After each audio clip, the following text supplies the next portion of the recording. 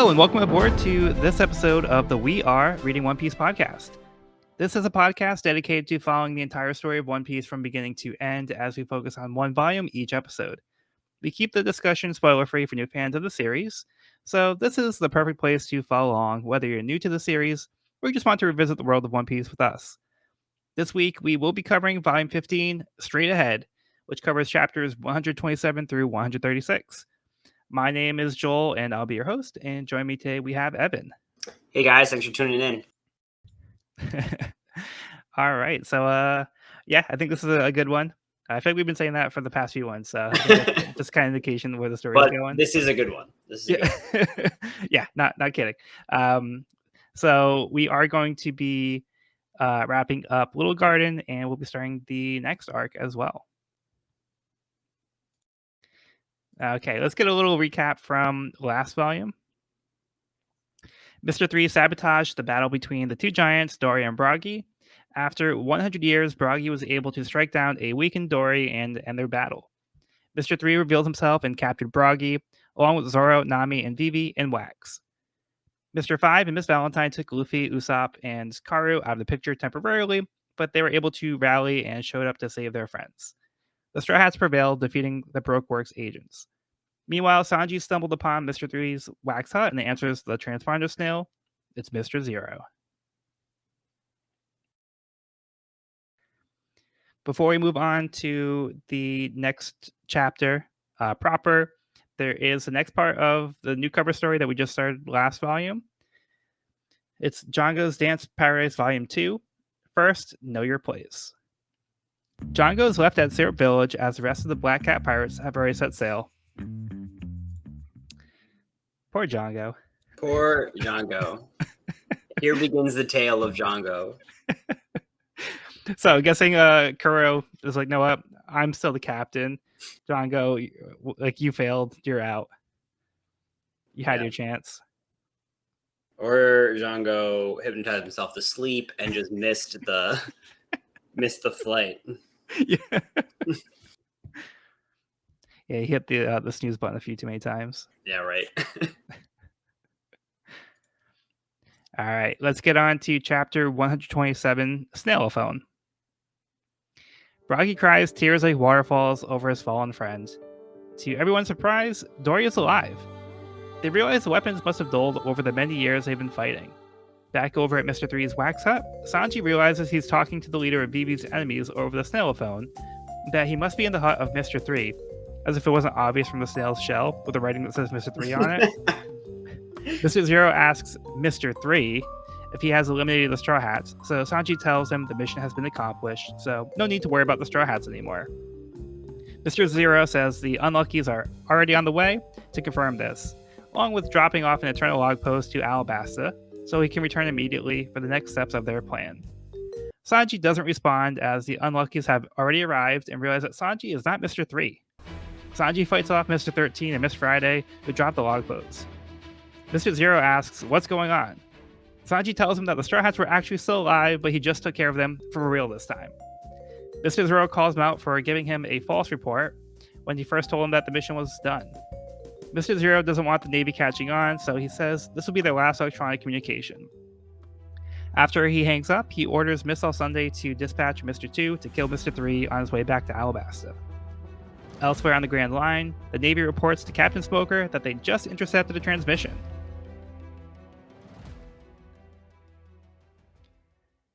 Yeah, so what are your thoughts on this one? Dory's alive! Thank God. Yeah, so that was a sweet little moment there. That was a very sweet moment, and it leads to like a really nice conclusion of that arc, of the Dory and Bragi arc, which we'll get to. But yeah, that was a very nice moment. I was very happy that did not end in tragedy. Thankfully, their weapons were very dulled after 100 years of battle. Like, oh, that's a reasonable excuse, I guess. Yeah, I'll buy it. Hopefully, they weren't rusty. Yeah, right. Got to get a tetanus shot. Yeah, that's gonna be a big shot. But I love the reaction of everyone when Dory sits up Oda literally draws everyone's eyes popping out. Yeah. By like significantly popping out. Everyone's eyes literally are popping out of their heads when Yeah. Oda sits up. So that was a funny moment. And then it's like funny because also like their poses don't seem to be matching. Like their reaction to like Luffy's got like his hands on his sides and he looks like very casual. Zoro's so just kind of sitting there. Like Nami's just standing there normally, but like Yep. everybody's just like kind of standing there, and then all of a sudden like their eyes are popping out. Yeah, they were caught off guard. That was great. A great moment. I also love this entire scene with Sanji. Like the Unluckies, I think are some of my favorite character designs yet. Like I love these two characters. I actually Googled them because I was curious what color their polka dots were. Ooh, careful. I know. I'm careful. But yeah. I love the character design. They're super fun. They like never speak. I don't think they've ever said it. Have they really ever said anything yet? No. Yeah, that's why like they just kind of like did like the sketches. They're just kind of they're just kind of silent. Yeah.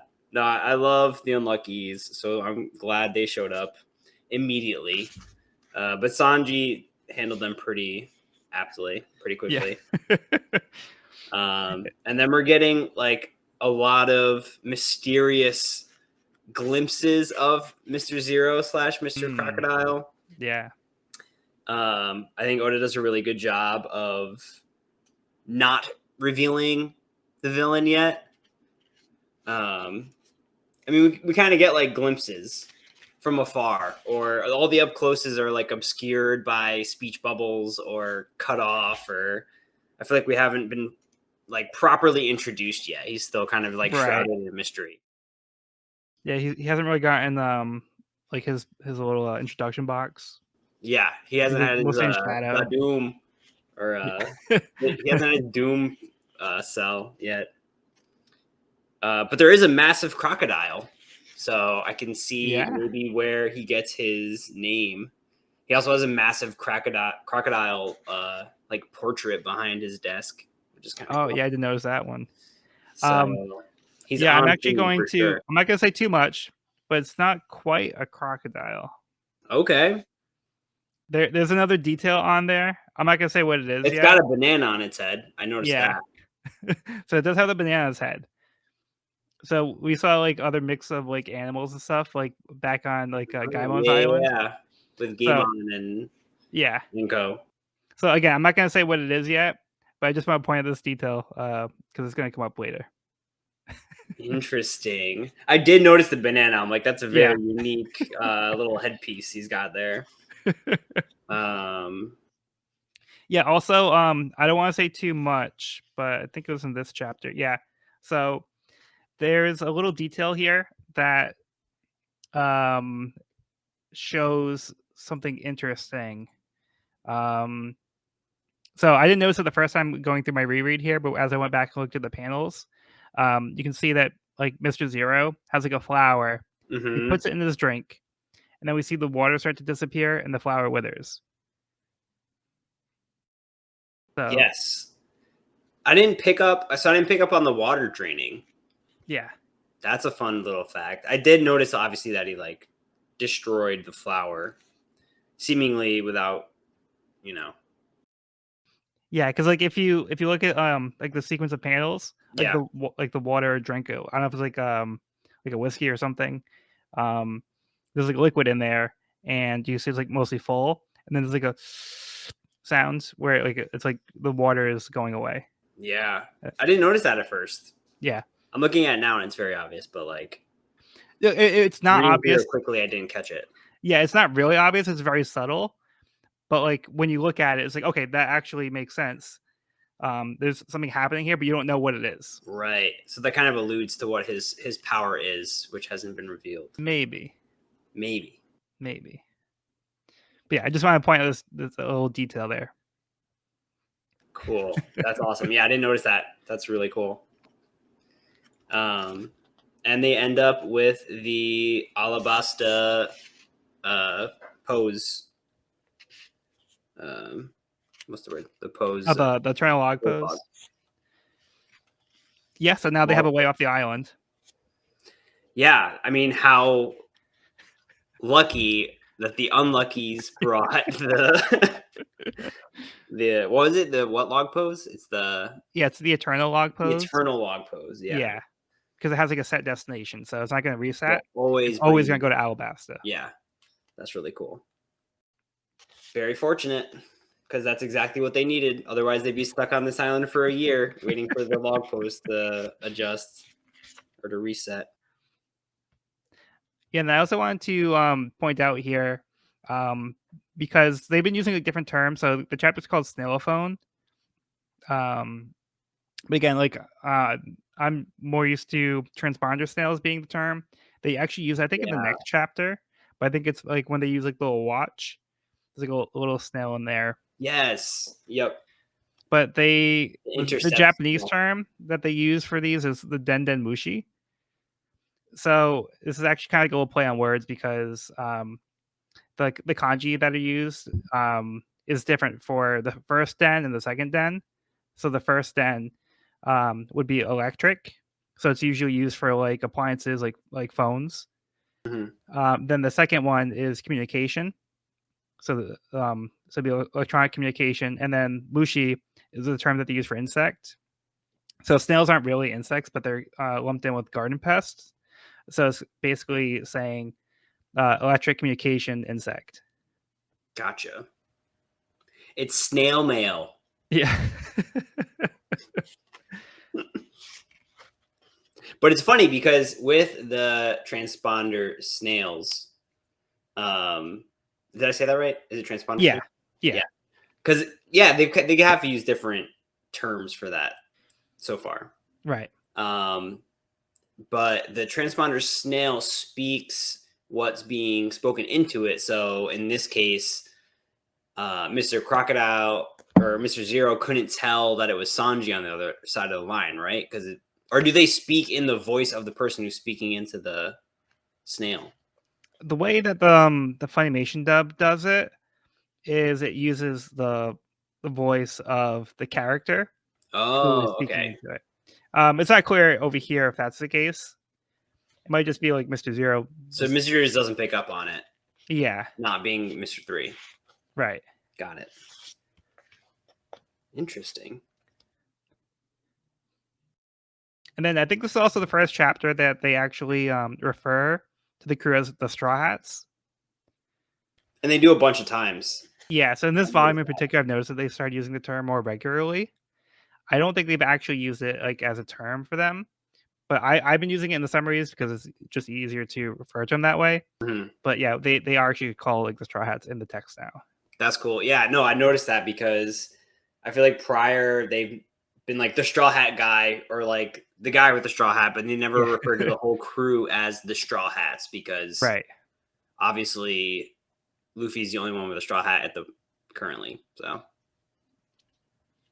But their Jolly Roger does have the straw hat on it. yeah, they should all get straw hats in solidarity. They should all have like a team uniform. Every other pirate crew does it. Like they're all decked out. The They committed all to the went to the team. costume store and had the memo. Everybody's got the cat suits on and everything, Mhm. and everybody's in clown outfits and everything. Right? The theme's been assigned. All you gotta do is just go buy some hats. Are you gonna talk? Are we gonna talk about the SBS? If you have anything that you found interesting, yeah, go for it. So in this SBS, Oda reveals that there was an error in volume 1 of the manga Mm, that he omitted the 3 strikes on the Jolly Roger on Shanks's Jolly Roger with like the yeah. scar over the eye. And he says that you should go back and use like a pen and correct it, which I did because I was You like, did. "That's amazing! Like I'm that's not so cool." surprised. Yeah. So I went back. I was reading this. I went back to volume 1, got my pen, and corrected the Jolly Roger. So that was kind of fun. Oda would be And it's proud cool of that you. Oda points that out because I never would have noticed, especially that early on. Like I had no idea. So that was a It's cool funny because little. there's like a few things like that happen. So Yeah. some continuity issues, but that was fun, and it was fun that he pointed it out. Yeah, just double checking to see if there's anything else I wanted to point out here. Did you have any other thoughts on this one? I think that pretty much sums it up. I love that Sanji hasn't been involved in this entire arc, but he gets his own little fight scene with the Unlucky, so that was good. Yeah. Yeah, like now we're getting kind of get payoff for Sanji's role here. Right. It's like he's been very absent from the rest of the arc, but he's like, okay, now he's going to do something. Yeah. So And he there's a gets the reason why he's eternal missing. log, so that's good. So he kind of makes up for it. All right, let's move on to the next chapter. Chapter 128, Pirate Pride. Smoker calls Tashigi over to listen to the transmission over the transponder snail. The message is garbled, but they are able to hear the words Straw Hats, Princess Vivi, and Mr. Zero. Tashigi wonders if the Mr. 11 they captured is affiliated with this Mr. Zero.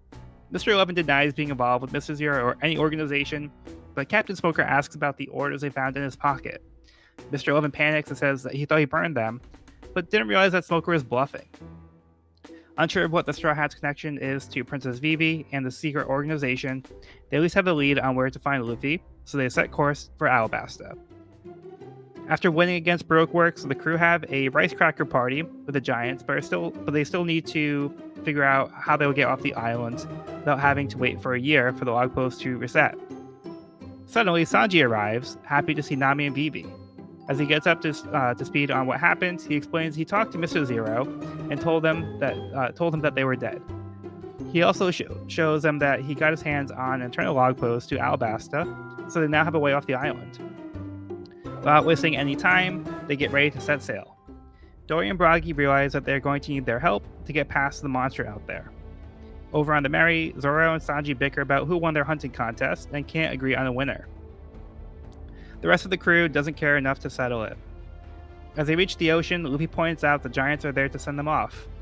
The Giants explain there's a big reason why they won't be able to get off the island, but the Giants feel the need to repay their debt to the Straw Hats. They instruct them to keep sailing straight ahead no matter what happens. Something massive begins to emerge from the water. The Island Eater.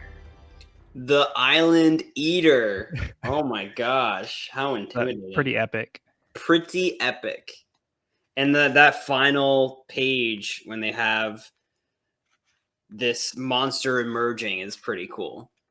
It's a pretty cool, right before the reveal. Yeah, that's a cool... Some shit is about to go down.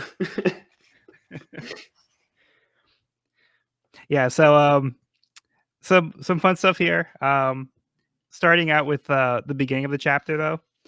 I think it's hilarious that Mr. 11 has the ones tattooed on his face. Yeah. He was committed to being 11. So there's no way to progress in the organization, or if they try to take his rank away, sorry, you're Mr. 12 now. He's like, no, but look at my face. It says 11, so I have to be 11. Yeah, kind of pigeonholed himself into that title right there. Then I like how Smoker outsmarts him here too. Yeah, classic. He's your classic doofy henchman, you know, and Smoker outwits him. Yeah, so he definitely doesn't deserve to go to 10 after this performance here. So I like Smoker's character. I think he's a likable character. I feel like most Marine leaders we haven't liked so far, but I like Smoker. Smoker and Tashigi are different. Yeah, they're likable for sure. Yeah, it seems like they're committed to actually trying to do their job, as opposed to we've seen in the past, they're in it for the money or the power. Ulterior motive, committed to do good. Exactly, yeah. We're good in the eyes of the Marines, which in reality, they are supposed to be the authority, and they are supposed to try to keep the peace. Right. So pirates are outlaws, so they would be justified in going after these pirates. But we'll see. How far Smoker's willing to go here. Yeah. Yeah, and that makes sense. And I feel like our conception of what pirates are is altered by the Straw Hats, who are Right. an exception amongst pirates, and you know they were the protagonists in this story. So like I don't know, I see and Smoker they've already kind of seen eye to eye. Like Smoker kind of like let them go earlier due to circumstances, Yeah. but like I don't think there was any like bad blood, even though they are being chased right now by Smoker. Like Smoker is out to get them. Yeah. I mean, I would actually say that Smoker seemed to have like a bone to pick with Luffy Yeah, because he did get away. yeah, So he's not a really little bit okay of a with vendetta that. there. Yeah.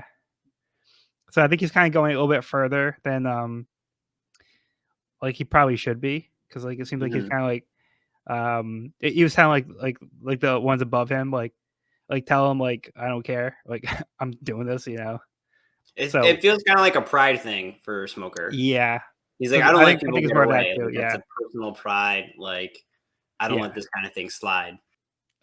Exactly. Yeah. Um, yeah, and then I don't know if I mentioned it before, but in the Romance Dawn, like one of the earlier drafts of the series, like so not like the actual arc of Romance Dawn. Yeah, It the was the pre. series Romance Dawn. Yep. They had like a concept of like peace mains, which were basically like good pirates. Hmm. So that was kind of an early concept that's kind of carried over to One Piece, but they haven't used the term peace mains. But like it's not really like an actual like thing where it's like, oh, there are generally good pirates. It's like kind of Luffy's more like the exception. Yeah. But like I think that's kind of like where that idea came from, like these good pirates and bad pirates. So I just think that's like an interesting concept. But there's like an actual term that Oda had used in like the original draft of the series. He kind of did away with that. Interesting. I think it might have been a good move. I don't know. I feel like the fact that they're the exception and like we as the readers know they're an exception because we know Right. these characters kind of works out because I also think like the whole world dynamic kind of revolves around that. It's like Right. this pirate world, but then there's the Marines who are the quote unquote good guys who we've seen to be not so great all the time, like have not lived up to that standard, but like it kind of sets the world up, with like the good versus evil and like um I think having like a good, I mean, obviously, I don't know. I mean, like Shanks is another pirate crew that we are very fond of, Right. and look at as like good guys, not bad guys. But Uh, I think that's also like they're directly tied to Luffy's influence. So those are the people that Luffy got the notion of a pirate. So that kind of passed down to Luffy. So I think by totally, extension, like Shanks is in that category as well. totally. But like, yeah, they're not the norm. Yeah, Shanks was the OG, and Luffy's just following suit with his crew. All right. Yeah, let's get back on track with Right. the chapter. Yeah, so I also like that we get the resolution of I guess lack of resolution with Zoro and Sanji's hunt. I love their bickering and their rivalry. Like, it's such a great dynamic in this group. I love that they're always at odds. Yeah, so like when we first saw Sanji on his way back, he was riding the saber-tooth tiger, which made it seem like oh, he didn't really get something too big. Then we see what he actually caught was a lot closer to what Zoro had. Hmm. Um and like they don't seem to realize like what they actually are. Like Zoro calls it like a rhino. Yeah. And he got like a triceratops. The lizard and the rhino.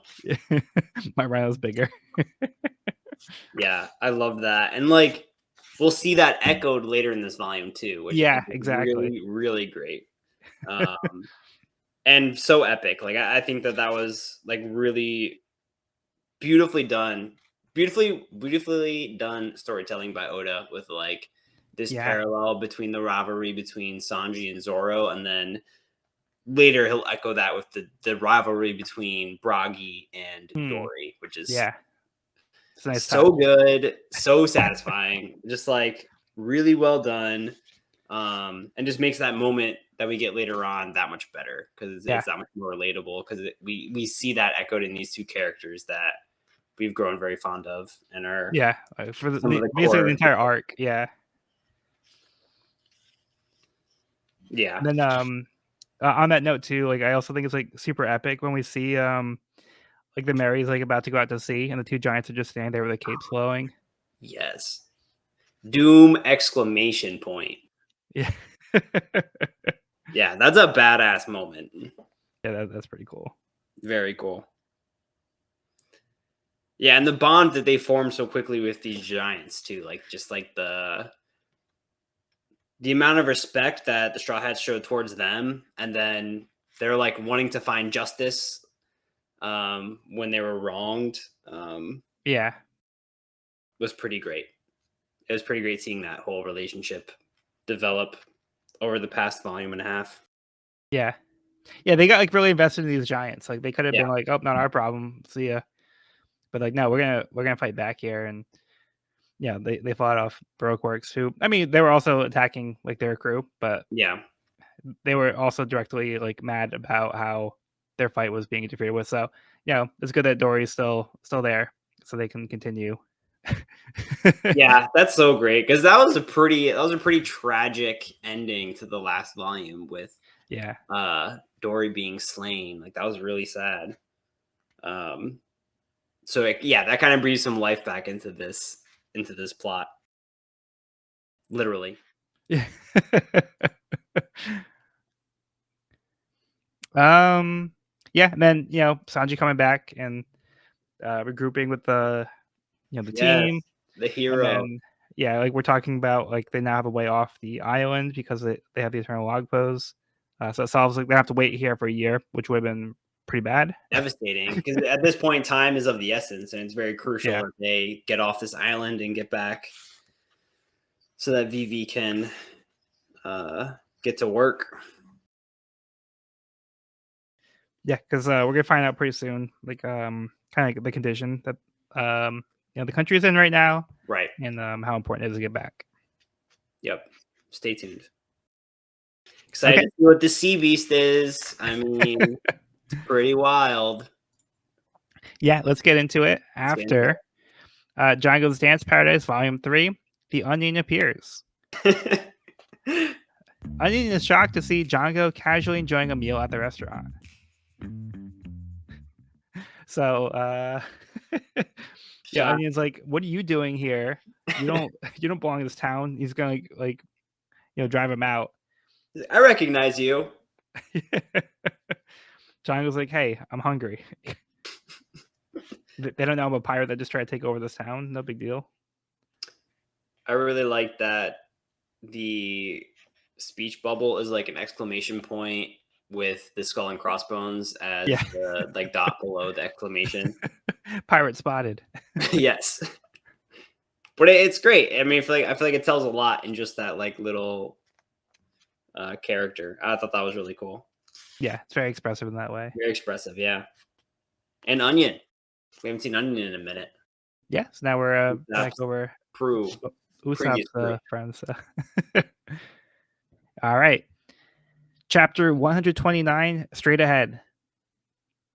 A massive goldfish rises from the sea. Nami orders for them to turn the ship, but Usopp refuses, keeping straight. Nami begins to panic, but even as they sail straight into the sea monster's mouth, Luffy and Zoro keep their nerve, Luffy shouting to keep straight. The two giants prepare and launch their attack. Hakoku Sovereignty. They send two massive shockwaves right at the monster and blast a hole right through it, allowing the Mary to fly right on through. Usopp admires the strength of Elbaf as the giants' weapons see them off, and as the giants see them off and their weapons fall apart from the force of their attack. A long time ago, the giants were part of a crew that nobody could match. Dory and Bragi both managed to catch two giant beasts. As the crew celebrated, everything changed when a little girl approached them and asked, which catch was bigger? Unable to come to an agreement, the two giants decided to battle it out. Elsewhere, at a port in Alabasta, Mr. 2 gathers his men to set sail to complete their mission to kill Mr. 3. Back over on the Mary, Usopp and Luffy are so excited about Elbaf. Zoro does some training, when Sanji prepares some meals, but Nami starts to feel tired. Vivi offers to take over watching the ship for her, but Nami collapses with a fever. Not looking good for Nami. Yeah, so what's going on with Nami here? So she's a navigator, so they kind of need her. Yeah. There's no time for Nami to be passing out. But first, to the beginning of the chapter, it's a goldfish. The goldfish. A massive goldfish. Then the island eater. Yeah. I thought that was such a great reveal. That was so fun.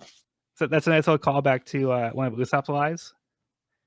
Back in really? Yeah. Because he would tell Kaya about how he found a goldfish that was so big that its poop was like as big as an island. Oh my god, that's right. Yeah, and then wow, that's so good. And wow, then, I wonder how many of Usopp's tall tales are gonna come true in this series. Yeah, we'll see. That's so cool. That's a great callback. Yeah, and then Bragi even says it's not just that he's huge; that monster eats whole islands, and his poop is truly colossal. So even and then he the even giants told about a the funny poop. side story when they like docked on an island, or what they thought was an island, and turned out to be some goldfish poop. Wow, that's great. That's such a great. I didn't even catch that. That's so good. Yeah, so we'll call back there.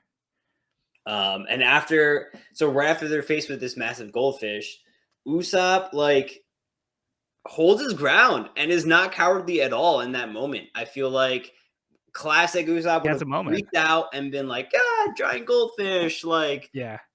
But no, in this moment, he was like, "We're sailing straight ahead, right, Luffy?" And Luffy's like, "Right, of course." Like I thought that was a great moment for Usopp because, I mean, you can tell that he's fighting every nerve in his body just to scream and like go berserk, but he keeps his cool and he kind of is like, "This is what Luffy would want, so I'm going to do it."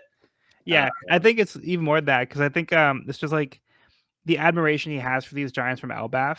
It's like inspiring him in this moment. Yeah, He really trusts them. So because they are saying to do this, like he respects them so much. He's like, I'm going to trust them, and I'm going to do what they said. That's a good point. And then he kind of goes like to Luffy like for like confirmation, reassurance. Like, yeah, exactly, yeah, to be reaffirmed. And it's like, yeah, so we're doing this, right, Luffy? Like, and then Luffy's like, yep, we're sticking to the plan. And like Usopp's all right, that's what we're doing. Yeah, that's a great point. It's probably even more so loyalty to the Giants than to Luffy. Like like you said, he's looking for reassurance in Luffy, but like that determination and that motivation probably comes more from his influence from the Giants and his admiration for them. Yeah, that's a good point. Because they left a big impression on Usopp. Yeah, because like we talked about before, like this is like they're perfect examples of what Usopp is striving to be. Yeah, that's his goal, to be a brave warrior of the sea. Perfect role model. Exactly. So this is like what he's aspiring to be now. Yeah, I thought that was a great moment. I was like, hell yeah, Usopp, like stand your ground. Let's go. Like, hell yeah, that felt good. And then in contrast, I love how Nami's like freaking out. Yeah. But like everybody else, like Zoro and like Luffy, they're just like chill. Like, yep, no big deal. Yeah, like Zoro says, Nami, resign yourself. And Nami's like, we're gonna die. Yep. That was a good moment. Yeah, Vivi too. Vivi's also like, what? Are you crazy? We're gonna go right into this monster's mouth. Yep. And the move itself is very impressive. Very a lot of finesse in that whatchamacallit. Hakoku sovereignty. Hakoku sovereignty. What a name. Yeah, and I actually looked it up to see. Hakoku is a translation to warrior nation. So warrior nation sovereignty. Cool. Just kind of give a little context. Well, killer move. Especially for that goldfish. Not see it coming. And they sailed right through. So like they sailed into the mouth. The goldfish closed its mouth, but then the giants blew a hole through but around the ship, and then the ship flew out the other side. Exactly. Yeah. So they were literally inside. Took me a second to like catch that. I'm like, wait a minute, what just happened? Oh, okay. Yeah. Took me a second, but that was pretty badass. Yeah. That's why like Nami's like freaking out because they were inside the mouth of the goldfish. Literally, yeah. They've And they're already like, been this is eaten. not gonna be like last time we got swallowed by the whale. She's like, this is not gonna be like Laboon. Turns out every Sea King actually has like internal like mechanisms and like machines and stuff. Yeah. You just get There's eaten not by gonna all be of a your low fine. man on an island in here. Like, we're dead. And then this causes the giant's weapons to break, which Mhm. is pretty poetic as well. Yes, agreed. Because yeah, they've been fighting all this time, and now like their tools for fighting have been destroyed. But they knew it going in that like the force of the attacks would Yep. be too great for the weapons, so the weapons would be sacrificed to help their friends. Yeah, it was an intentional sacrifice that they made together. Like, they knew that that was gonna be the outcome. Yeah. Very cool. That was such a good storyline with the giants. And I love how it like struck a chord with each of the Straw Hats too. Yeah. Like for different reasons. I feel like there was different levels of respect and different like reasons for them all connecting, but it was very cool. I think how that whole storyline played out. And we just got the flashback, right, of the Yeah. So like you're alluding to earlier, the flashback. yeah, that's what I Why was they're talking about fighting. earlier. Like exactly. And like that callback to what we just experienced with Sanji and Zoro, and like even when Sanji and Zoro mentioned they mentioned their competition for the hunting competition, Yeah. and it like struck a chord with the Giants. So it was like, oh yeah, I remember something like that Yeah. that happened years ago, and they showed this flashback of like the same thing happening between Bragi and Dory, and it was like, it's just so great because it's like, so like they had that argument and they've been fighting about it for 100 years. Yeah. And they finally come to this resolve where it's like, we're brothers, we respect and love each other. Like, why are we fighting kind of thing? And it's funny because it's like kind of alluding to Zoro and Sanji, who it's like, right now they would not consider each other friends, probably. Like, they're just Yeah. like kind of like always rivals and they're competing and very competitive. But deep down, I think that there's love there and there's friendship there that's just kind of coded in their competitive spirit. But Yeah. it was cool seeing the parallels, and I think it's like great comparison in this sense. Like, I can really see the parallels, and I can really see like Sanji and Zoro having that same kind of like mutual respect. Like it comes off as um, competitive rivalry, but there's a respect somewhere in there. Yeah. I think that's a good point because like neither one of them would admit like if they Right. were like giving respect to the other one or not. Like they actively go and like try to disrespect each other. But I think the fact that they have this rivalry kind of just shows that they acknowledge at least the other person's like strength in some form. Right. Totally. 100%. Because like if it was like Usopp versus like Zoro or Sanji, it'd be like the gap in their like abilities is just like too Right. different. It's like there's not even like a chance. Right. But because these two are a lot closer in like their skill, it's like a competition, so they kind of drive each other a little bit in that way. Totally. But Yeah, I I do love get the that. sense that Dory and Bragi do have more of like you said, more like a brother kind of relationship. I think there's more of um like that love for like their friend, whereas like Zoro and Sanji is more like I don't think they like each other, but I think there is still like you said, kind of that respect level. Mm-hmm. Um, but yeah, like Dory and Bragi, I think have more like actual like feelings because like I wouldn't see Zoro crying for Sanji if he got struck down, you know. Not yet. Because their friendship is, or their relationship is still very fresh. Like Yeah. they haven't known each other that long.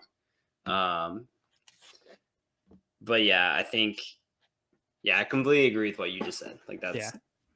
I'm really excited to see that develop because I'm sure it will continue. I'm sure this rivalry will go on for quite some time. 100 years, probably. 100 years. Here we go. 100 years. Then they'll realize, like, oh, maybe we're brothers. Also, I like how we see that on this island, they show the two giant beasts that were caught. Yep. And then it shows now that they're just like the skeletons. Mm-hmm. But like over time, they've just become skeletons. But that was the house that Dory threw on Luffy. Right. Was like the thing that he caught like 100 years ago. Yeah, that's so cool. I know, I noticed that too. It was kind of a cool callback because like that's kind of been the shape of the island this whole time. Yeah. And we're gonna give like a little backstory, like so cool. They called these massive creatures and then just have stayed here battling over who's is bigger for 100 years. So good. That whole storyline I think was just like done really well. Yeah, that was fantastic.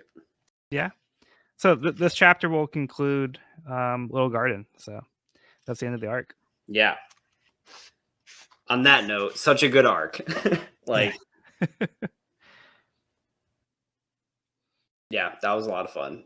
I really enjoyed the Giants plot, and I enjoyed how Oda tied it to the Straw Hats and like all of their relationships and like their motivations and their reasons for being pirates and doing what they're doing, and that was really cool. Yeah. Yeah, and then just a quick little note here. I just think it's funny how like intense Zoro's training is. Yeah, See like how much weight he has over here. very Just, like, swinging impressive. this giant thing. Was it like 500 grams or something? But yeah, he's got 500 kilograms. Oh, kilograms, yeah, kilograms. Well, yeah, some serious weight. But yeah, He's looking pretty swole. And he's like almost at, or no, maybe I'm jumping ahead, but yeah, I think I'm jumping ahead. He's getting back to full health. He's recovering still because we see the bandages on his legs. Yeah. All right, let's move on to the. Speaking of recovering, Nami is in rough shape. Yeah, Nami is going to need to do a lot of recovering here. Yeah, she's not looking good. Wheezing, sweating profusely, high fever. Burning with a fever. Yeah. Yeah, that was me 3 weeks ago. Yeah, right. I just collapsed on the ground. I couldn't navigate anymore. Oh my god. All right, ready to move on? Yes. Okay. Django's Dance Paradise Volume 4, Pursue, Usopp Security Force. The former Usopp pirates run Django out of town. Let's go. Usopp Security Force for the win. Yeah, so even though Usopp's pirates have been disbanded, they're still, busy and still working together. Yeah. All right, cool. Let's move on to the chapter.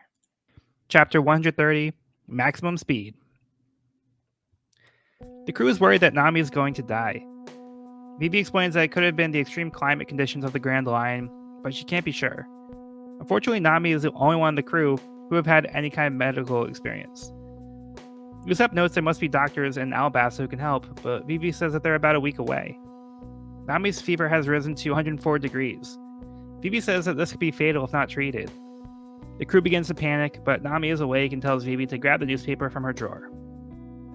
Vivi is shocked to learn that 300,000 members of the Alabasta Royal Army have defected to the Rebel Army, causing the Rebel Army to now outnumber the Royal Army.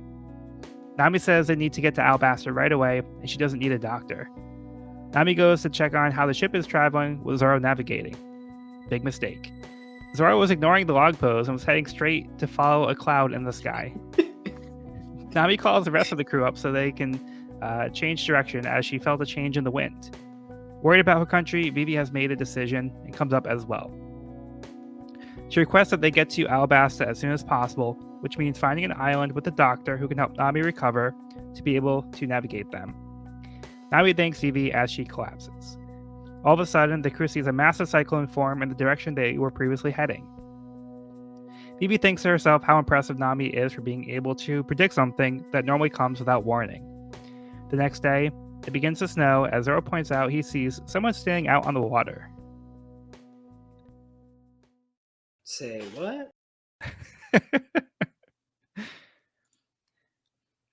Yeah, so now that we're out of Little Garden, we're getting a little more transition. We're getting a better sense of Nami's current condition. And yeah, she's not looking so good right now. No, not at all. She lost all of her sass. That's how you know it's bad. That's how you know. When she's like not saying a lot, it's like something's up. But Yeah, I think she's she's like bedridden. yeah, right. Yeah, But she also is like in her like absence, she's really proving her like how essential she is to this crew. You right. know, because the crew is kind of like floundering. Zoro, like you said, was following a cloud. He's like, clouds like move, right? Like and change shape. So like, Yeah, why are we following a cloud? yeah. That was Zoro is hilarious. the worst person to have like Yeah. directing them. Yep. That was so great. And you're also seeing the crew freaking out over Nami being sick, like how much they love and like don't want to lose this person and this crewmate. So um, that was heartwarming. Yeah, I mean, We all love Nami, and we hate seeing Nami in this state. Like, yeah, like we see firsthand, like in this chapter, just how vital she is to the crew. yeah, Like she was like gone for like 5 minutes, and like Zoro almost like led them right into disaster. And she comes back in and like, it's like, what are you doing? Okay, here, let's change direction. Everybody's like, why? It's like we're fine. It's like you gotta trust Nami here. And then it's like we see like they were about to head into like a cyclone. So yeah. Like even yeah, in her weakened state, she was able to right, realize, like, hey, we should not be going this direction. She helped them change course, and like you said, moments later, where they would have been was engulfed by a giant like cyclone. So, yeah. yeah, proving her her worth on the squad. And then Vivi like immediately was like, yeah, so we definitely need to get Nami better so we don't do this again. We need to be able to actually navigate so we can get to Alabasta. Yeah, So we'll get there a lot faster, or at least eventually if we have Nami. Whereas like if we don't have Nami, we're not getting there at all. So totally. No, Vivi is good people. Like yeah, she's already proven that she's like a great character and a good person. But I think in this chapter specifically, she really proves how much of an asset she is, and I think a lot of that is spurred by her realizing the time constraint on like her situation, like her yeah, realizing that like she needs to get back home ASAP because Nami told her about the newspaper article hmm, stating the state of Alabasta. So kind of, lit a spark in her eyes of like, I need to get home as soon as possible. Things have only yeah, gotten worse and they're only going to get worse unless I get back. So I think like she kind of took on a little bit of a leadership role, just being like, hey guys, like, let's get moving. Like, I got to get back. yeah. Time is of the essence. Like, we need to get moving. So, um, I'm really enjoying Vivi's character. I think she says what's up, and she lets people know how she feels, and I think she fits right in on this crew. Yeah. But like yeah, she also shows that she's really caring. Yeah, She cares about her people, but she also cares about the people who took her in. right, So she has like a genuine care for Nami too. Um, but like I think there's an interesting contrast between like when we first saw her character, where she was essentially a villain, totally, and yeah, it was more like an act that she was putting on. She wasn't really cut out for that. right.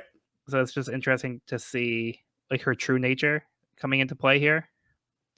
So there's a big contrast from how we first saw her to how she actually is. Right. Like we found out it was a facade, but I think even Yeah. since then, like there's been she's turned a few pages and like turning her personality around and kind of Mm, coming out and kind of figuring out we're yeah. figuring out who she is, as she's like Yeah. slowly giving us more and more information. Um yeah, things are looking rough. Things are looking rough. We get a little bit more insight into what's actually happening in Alabasta. It's been a little vague at this point, Mhm. but now we're seeing it like there's like the civil uprising going on, and now like the tides are turning in the favor of like the the people who are fighting against like the Vivi's like basically like Vivi's like father, who's like the king, like his army. So like the people like defending the country are now outnumbered by the people who are trying to like take over the country. Right. Yeah, it's not looking good. And she knows it. Yeah. Man, I wish we had a doctor on board. I mean, maybe we should have like brought that up and discussed it earlier on, like before we jumped into the Grand Line, but it's a little too late now. Yeah, I feel like it's come up a few times now. It's been like, probably should have gotten the doctor. We got a Yeah. doctor. And then I like how Vivi's like, doesn't anybody have any kind of medical experience? They all point to Nami. Yeah, I love that. Usopp and Luffy are pointing at Nami, and Sanji is bawling. Yeah. Sanji's just crying. We're like, don't die, Nami, no. And then it's also funny, like Luffy, Usopp, and Sanji are like not familiar with the concept of being sick. And like Luffy asks, does it hurt to be sick? And then Usopp and Sanji are like, don't know, never been sick before. She's like, are you guys even human or something? Yeah. What did you say? Yeah, that's what Vivi Something says. like Yeah, are people even human? Yeah. Oh man. Yeah, so Vivi's the only one that really gets like how severe the situation is, and when she has like a fever of like 104, she's gonna die. Everybody else like Luffy's like, Nami's gonna die, and then like they all start like freaking out, panicking. Yeah. So yeah. Yeah, no good. All right. Any other thoughts before we move on? No, I think that's about it. I wonder who's outstanding on the water. Maybe we'll find out in the next chapter.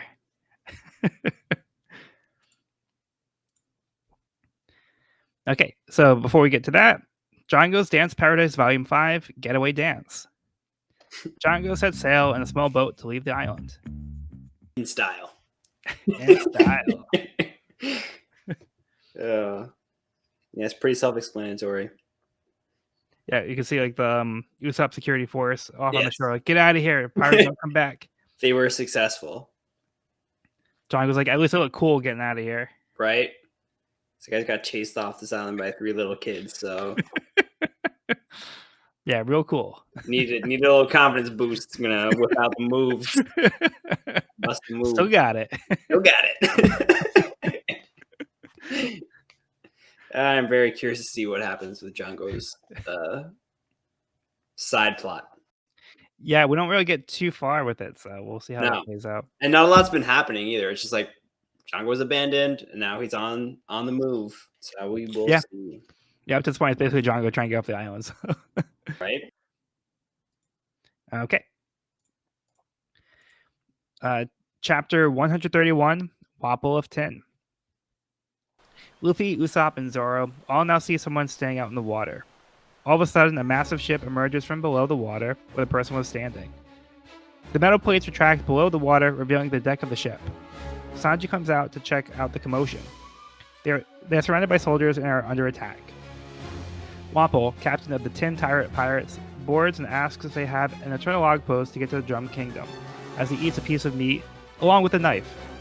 They tell him no and to leave, but he says he'll take their ship and treasure instead, as he takes a giant bite out of the Mary. The Straws have had it, so they fight back. Wapol's crew mock Luffy for trying to fight their captain, as he'll just be eaten thanks to the power of his Munch Munch fruit. Wapol opens wide, then engulfs Luffy with one bite. Wapol says Luffy is too chewy, as Luffy's arms, they had stretched backward before being eaten, launch right at him, sending Wapol flying and freeing Luffy. Before Wapol took off, PB thinks she recognizes him.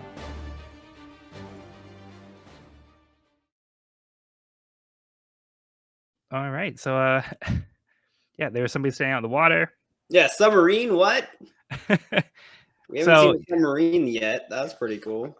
Yeah, it's like this different kind of submarine though, because it's like the ship, but it has like these plates that cover the upper part, and then the plates go down. They form like a ball underneath the ship.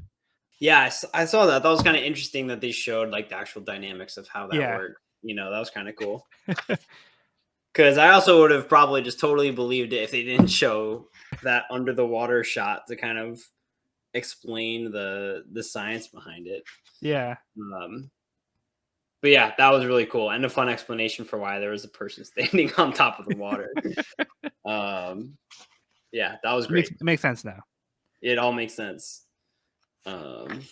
Get some more incredible character design, which I shouldn't be as surprised when I see such cool characters because Oda like never ceases to amaze me with like these incredibly creative and themed villains. Yeah, I agree. And Wapol of Tin is not a disappointment. He's everything I wanted and more.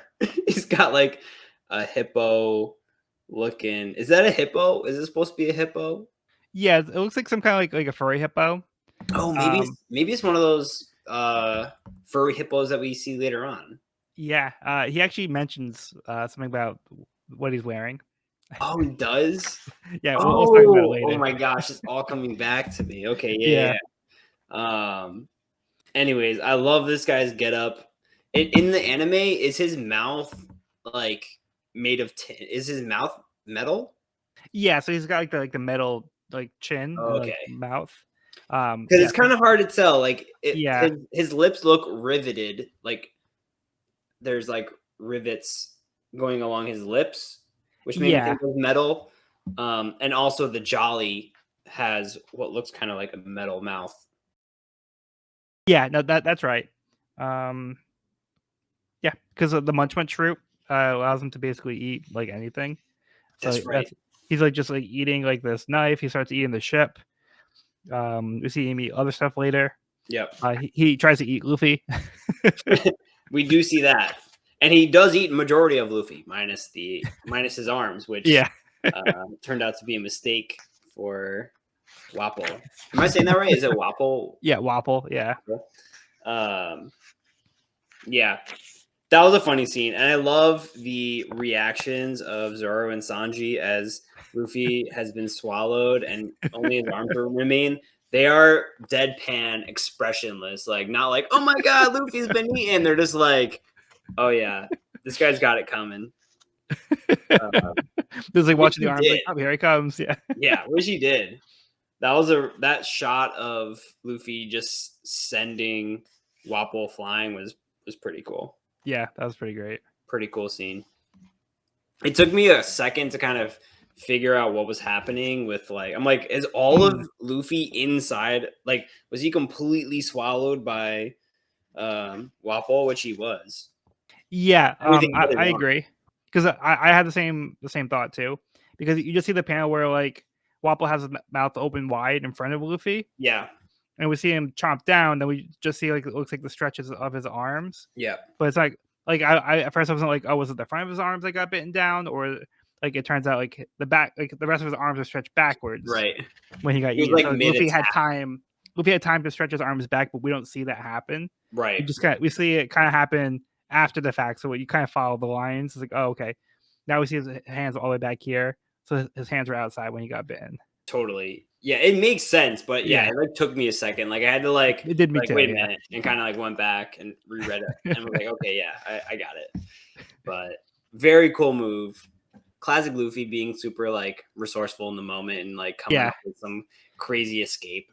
Like quick thinking on his part. Quick thinking, yeah. But yeah, Wapple's just like kind of like helping himself to the ship. Yeah. Poor Mary Go is just getting Yeah. literally devoured. It's cringing the whole time. And then Wapple's got like the smug look on his face, like every time he's like eating something, he's like, I can get away with this. Yeah. Another hateable villain. Yeah. Oda's like really good at making these like interesting design villains that are like very like kind of smug. Yeah. And it's like they just you can tell they're a villain, you know? Yeah. They each have like their thing, you know. This guy's very like gluttonous and like just takes what he wants and is very confident in himself. Yeah. Which we see later on like how that carries over to um like his whole like why he's trying to find this drum island. Hmm. So we get more into that later. Yeah, he's very self-absorbed and it's about him. Right. And then the last cell of this chapter, we get Vivi saying, "That man." And then maybe there was some familiarity there. So we don't know the connection quite yet. Maybe. All right. Any other thoughts on this one? Well, Wapol made his entrance and his exit quite quickly. He was there and then he was not there. Well, I'm sure that's the last we'll see of him. Oh yeah, that's probably it. We'll probably never see him again. All right. But it's funny though, because Luffy sends him flying, like literally to the point where he like becomes a little speck, like a little star. I don't even know what the word for that is, but like he becomes a little glimmer in the sky. He got sent so far, and he's a devil fruit user, so he can't swim. He's gonna need some help. Yeah, that's not a good situation to be in. If you're, what was it, Chomp Chomp, or what was it? The Munch Munch fruit. Munch fruit. So good. Man, we're seeing more and more fruit users, like exponentially since the beginning of the series. I feel like we've seen more and more each volume. Yeah, I think especially in the Grand Line. Yeah, that's true. And then even Alvida had gotten a devil fruit from the time we saw her. So when she came back to the story. Right. They're everywhere. Yeah. These fruits, you buy them at the local grocery store. And we also get a little bit more details about the fruits in this volume. I'll go over that later too. But there's something that I'm gonna mention. I remember that they do give a little bit of insight. Oh wait, no, that's later on. Yeah. Okay. All right, let's move on to Django's Dance Paradise Volume 6, A Fateful Passing. Django's boat quietly sails past Morgan's boat as each was sleeping peacefully. Like ships in the night. Yeah. So this is, I guess, kind of a little timeline. So we know this has to happen after Kobe and Helmeppo were on the ship. Right. Yeah, so this is where Morgan is now. He's just kind of chilling out in the water. This is hilarious. But like, I like how they're facing away from each other too. On top of them, they're doing the same exact thing, but facing away. Yeah. As if like this is just a thing, like something that people do, like out in the ocean. They just go chill like on this one boat and take a nap by themselves. That's hilarious. All right, let's get into chapter 132. See? The next day, the crew begins to repair the Mary as they wonder what Wapol's deal was. They notice the weather is becoming more consistent, which Vivi points out they must be approaching an island. The Grand Line is made up of islands of 4 types of climates: spring, summer, fall, and winter islands, each with their own seasons. Sanji points out she was right, and she sees the island off in the distance. As they approach, Luffy is excited that it's a winter island. The crew decides who should go find a doctor, but before they can even hit land, they are met by a group of people who tell them that pirates are not welcome. The crew pleads they need to see a doctor to help their sick crewmate, but the people think it's a trick. Showing they aren't messing around, one of them shoots at Sanji, who dodges. Sanji is about to fight back, but Vivi tells him not to. Scared Sanji is going to attack, the person shoots again, but accidentally hits Vivi. Luffy is furious and is about to attack, but Vivi holds him back as well. She pleads that he'll get them all killed and nobody will be able to help Nami. Luffy cools down and apologizes. Luffy and Vivi plead for the people to bring a doctor to them. The leader decides it's okay and they will allow them to come into the village, though they only have one doctor who happens to be a witch. She's a witch. A witch doctor. A witch doctor. Of course there's a catch. Yeah. So they at least found an island. So that's a start. But seems like they found a winter island. Yeah. And so Oda kind of breaks down, Vivi breaks down the different types of islands as well as the seasons on which those islands have. This was a little confusing for me. Like, even with the explanation and the little chart that he draws, like, it was still a little confusing. So there's 4 types of islands, each corresponding with a different season, but those islands individually still go through the 4 seasons. Yeah. I found this a little confusing as well. Yeah, it's But my take is that they have like a natural climate. That's kind of like the default. But then they go through. They still have their own seasons, but right. I'm thinking that maybe they don't experience like the seasons the same way that like we would normally expect them to go through. Mhm. But So yeah, it's not entirely clear if like summer and like how hot does it get in like the winter island during the right. summer? Like, is it still snowy at that point? Which I'm guessing it is. But it's like maybe it goes up to like maybe like goes up to like 50 degrees or something. I don't know. Right. So like the seasons within that island are relative to that island, but like each island is categorized into one of the 4 seasons. So like they're approaching a winter island, which will have the 4 seasons, but it might still be a pretty, you know, mild summer because it's a winter island. So who knows? Yeah, she does say you'll have to endure 16 seasons. Right. But yeah, it's not entirely clear to like what degree. That's kind of interesting though, So because it's like if you were to travel the Grand Line start to finish, you would hit all these islands, which each have their own set of seasons. So if you were to go start to finish, you'd end up going through all of the seasons for each island potentially. I don't know. yeah, I mean, That's also just in saying there's theory, only 4 islands, but there's way more than 4 islands in the Grand Line.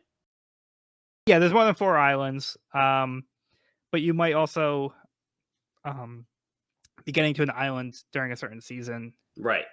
So that also depends on how long it takes you to get there and what season the island's in. And yeah, I'm not Seems entirely really sure how it simple, plays but out. like it is kind of cool getting a little insight on how the weather works because we already know Yeah. the weather's kind of wonky. That was kind of like one of the very first things we experienced when we got to the Grand Line was this really weird weather that Nami was trying to navigate through. So that was already alluded to early, like right from the start. So it's kind of cool getting a little more in-depth insight on like Hmm. what's actually going on. Yeah, and it was smart that Vivi points out that the weather has been more stable. Right. It's a good indication, like for an island. So that's a smart thing that like having the experience on the Grand Line like helps here. Yeah. Good to know. And it's kind of cool. I mean, it just like kind of goes back to be like, you can expect the unexpected here, essentially. Like, there's always going to be something out of the ordinary happening on the Grand Line. Yeah, we're kind of getting like more details as we go along here. Mm-hmm. So like I wouldn't worry too much about the explanation here. Like I wouldn't go into too much detail, Yeah. and don't worry about it because like again I don't really think it's super clear how like we just talked about like how it plays out. But the concept is that there are certain islands that seem to have like a natural climate Right. you're more inclined to. Yep. And we're heading to a winter island, Yep, which which is very Luffy much in is winter. hyped. Luffy Yeah, is stoked about seeing some snow. yeah, he's excited about the snow.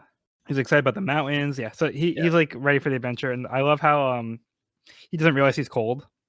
Yeah, he's like so excited that he forgets that he's cold or doesn't realize. But yeah, this gets pretty serious pretty quick. We're Yeah, confronted by the natives. it's a very different welcome than Whiskey Peak. Oh yeah, you could say the exact opposite. Yeah. But it's It's a funny very because those cold were those reception. were villains pretending to be good guys, and these are good guys like trying to be villains or trying to put on a strong front because I mean we will get the reasons on why they had such a um unwelcoming A frosty reception. welcome. Yeah. Yeah, frosty reception. Yeah. Nice. That was good. Um, but So Whiskey yeah, I Peak was mean, probably when a so summer Evie, island. what was that? I said Whiskey Peak was probably a summer island because of the warmer Yeah, season. right. Depending on I the mean, it probably climate, was. It was like deserty. could have been. Yeah.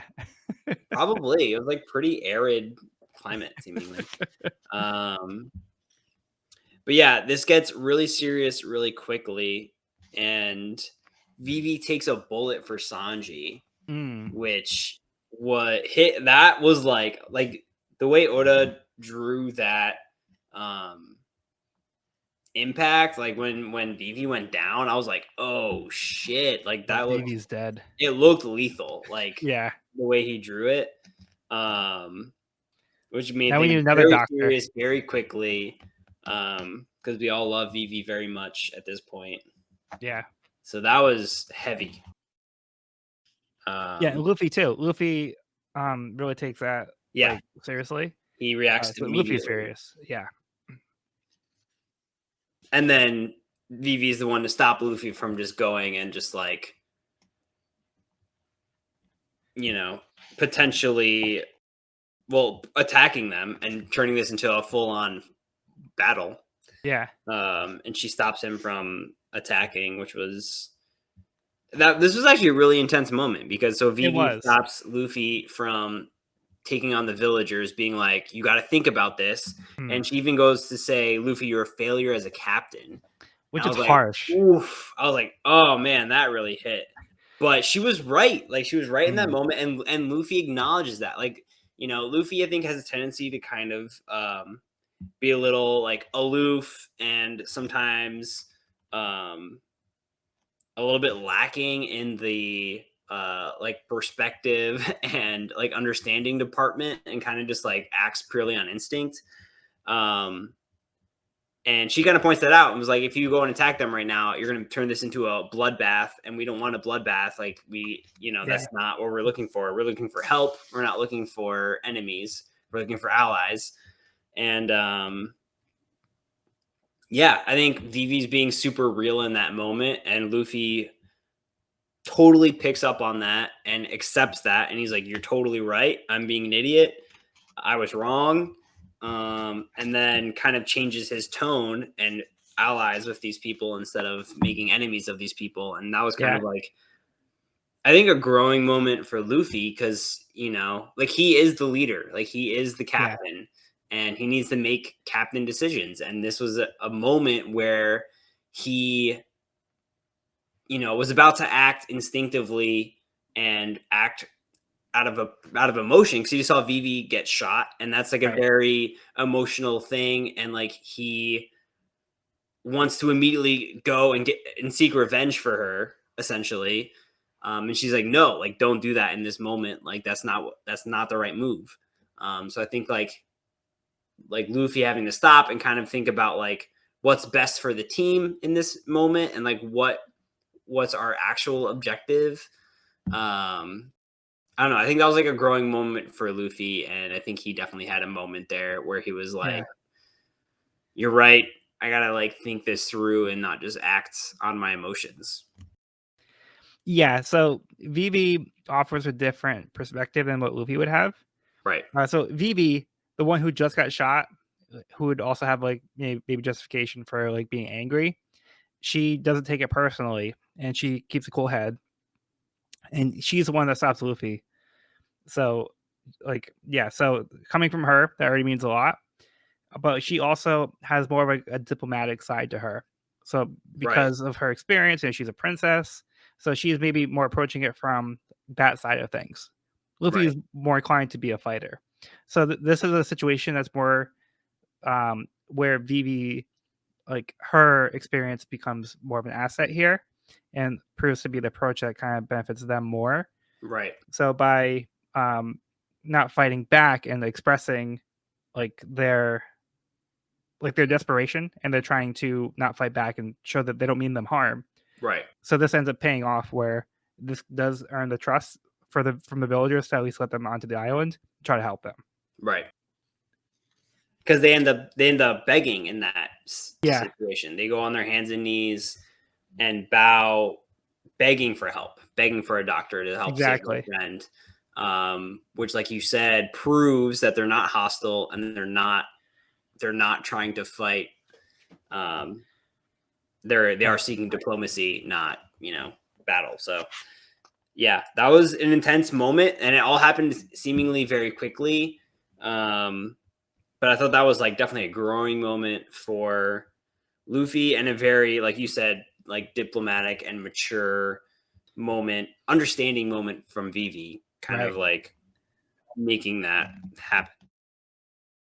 And then we get introduced to, well, we don't get introduced yet, but what's his name? The leader of the village. Yeah. What's his name? I'm blanking. So we're gonna meet him, but his name is Dalton. Dalton. Yep. Yes. Dalton heeds Vivi's plead for assistance. Right. At the very end of this. Yeah. So I think, like you said, like them getting down and begging, kind of open their eyes. It's like normal pirates probably wouldn't do this kind of thing, but they would again like resort to the fighting, which Luffy tried to do at first, but in this case here, like they're kind of taking it back. Like, okay, they weren't trying to hurt us here. And Dalton's like, okay, we'll take you into the village and try to find you a doctor, but there's only one, and he'll explain later on why. Right. But yeah, and she's a witch. you should know she's a witch. So yeah, I think it's like a really great like character chapter, especially for like we talked a lot about Luffy and the BB in particular. Yep. So it was a nice way to show their different sides. Absolutely, and their understanding of each other. You know, I think they kind of like, especially Luffy understanding BB's perspective in this scenario. Yeah, like the fact that Luffy listened to BB says a lot. Totally. And yeah, like you said, like this is like begging on your hands and knees is not a Luffy move normally. Like we would not expect that from Luffy. But in this scenario, that's what made sense, and that was the best move for the crew, and that's what they need to get Nami the help that she needs, because they went into the Grand Line without a doctor. This could have been prevented. We discussed this. Y'all had the conversation, but then y'all didn't act on it. So, I mean, to be fair, they haven't found a musician yet, so I think true. That was more the priority. You gotta get the musician first, then the doctor. So. Right. Yeah. But I guess change of plans. That's a good point. Okay, ready to move on? A musician could have lulled the villagers into a more peaceful, understanding mood. And this never would have happened if we had a musician. That's a good point. Yeah. It's like, oh, he's playing music. Okay, he can't be a bad guy. They gotta be nice cool music. if they have a musician. Like, they must I love this song. Okay. Play my tune. All right. Chapter 133, Adventure in a Nameless Country. The leader tells the crew that this country has no name. Over on the Mary, Zoro had decided to stay behind and guard the ship with Karu so he can get some training done now that his legs have healed. Meanwhile, the others have made it to Bighorn Village. The leader explains that those on guard duty are not actually soldiers but civilians, and dismisses them as he feels the pirates don't mean any harm. The townspeople are greeting the leader, Dalton, and tell him that they're excited to vote for him in the upcoming election. Dalton brings him back to his home and introduces himself. He notes that Vivi looks familiar somehow, but she dismisses it. Dalton notes that Nami's fever has gone even higher and that her life is in serious danger. Dalton explains that there's a castle at the top of the mountains, even though they currently don't have a king. The witch had taken the place for herself and lives there. She is 140 years old and only comes down from the mountain when she feels like it. They don't have a way of contacting her. They say that she flies down in a sleigh with a strange creature. Dalton also says that they are probably better off waiting for her to come down. Luffy wakes up Nami and tells her that they're going to climb the mountain to go see the doctor. The others think he's crazy, but Luffy is confident he can do it. Nami agrees to Luffy's plan, so Sanji decides he'll come along as well to help protect her. They tie Nami around Luffy and give him a sword to hold her up for support. Dalton warns about the dangerous flesh-eating rabbits called Lapins. Undeterred, Luffy and Sanji run off. Dalton agrees to stay outside with Vivi and Usopp and explains what happened to their kingdom and why the doctors left. A few months ago, they were attacked by powerful pirates, a crew of only 5 people, led by their captain Blackbeard. They didn't stand a chance against the pirates. Dalton says at least this caused their temple king, named Wapol, to leave the Drum Kingdom. This surprised Usopp and Vivi, who now seems to remember him. So, a lot of information in this chapter. Yeah, a lot happens. But so, from where do you want to start? From the top, Zoro, right. full health. What? That's new. Zoro's never at full health. So that's kind of exciting. Zoro seems to be at 100%, which I don't know if we've seen all series. Like, like he's always got something. Yeah, when they met him, he was already like Yeah. about to die. He's always been handicapped in some way, but he now seems to be back at full health. That's exciting. So he decides to do a little training and swim in this cold water. Yep. To clear his mind. Excited about that. Zoro at 100%. And I like this little touch with the hiking bear. Oh At the very yeah. beginning of the chapter. Like Yeah. Usopp freaks out, but then everybody's like, "Oh, it's just a hiking bear," and they all just like bow and pay their respect, and the bear just kind of like bows back and keeps going. Yeah. That was awesome. I'm loving the whole vibe of this like sleepy, snowy village. Yeah. With all these really cool creatures and the woolly hippo looking thing. And then we meet the Captain Dalton, who I think is like immediately a likable character. Like he's just like very understanding and helpful and insightful. I don't know. I like this character like immediately. I felt like he was just like a leader and very helpful person who was looking to like help out the Straw Hats immediately. So yeah, and the fact that the people in the village also seem to like him is a good sign. Yeah, that's true. Because they're like, "Oh, hey, Dalton, we're excited to vote for you. Like, we can't wait to have you be our leader." Right. Officially, you know. Yeah, so like right now, like their kingdom's kind of like in a transition state where the king is not here right now because they got attacked by these pirates, which is led by none other than Blackbeard. Has there been mention of Blackbeard before this? No, this is the first time. Yeah. Yes, it seemed like a little name drop. I don't think we've heard that name before.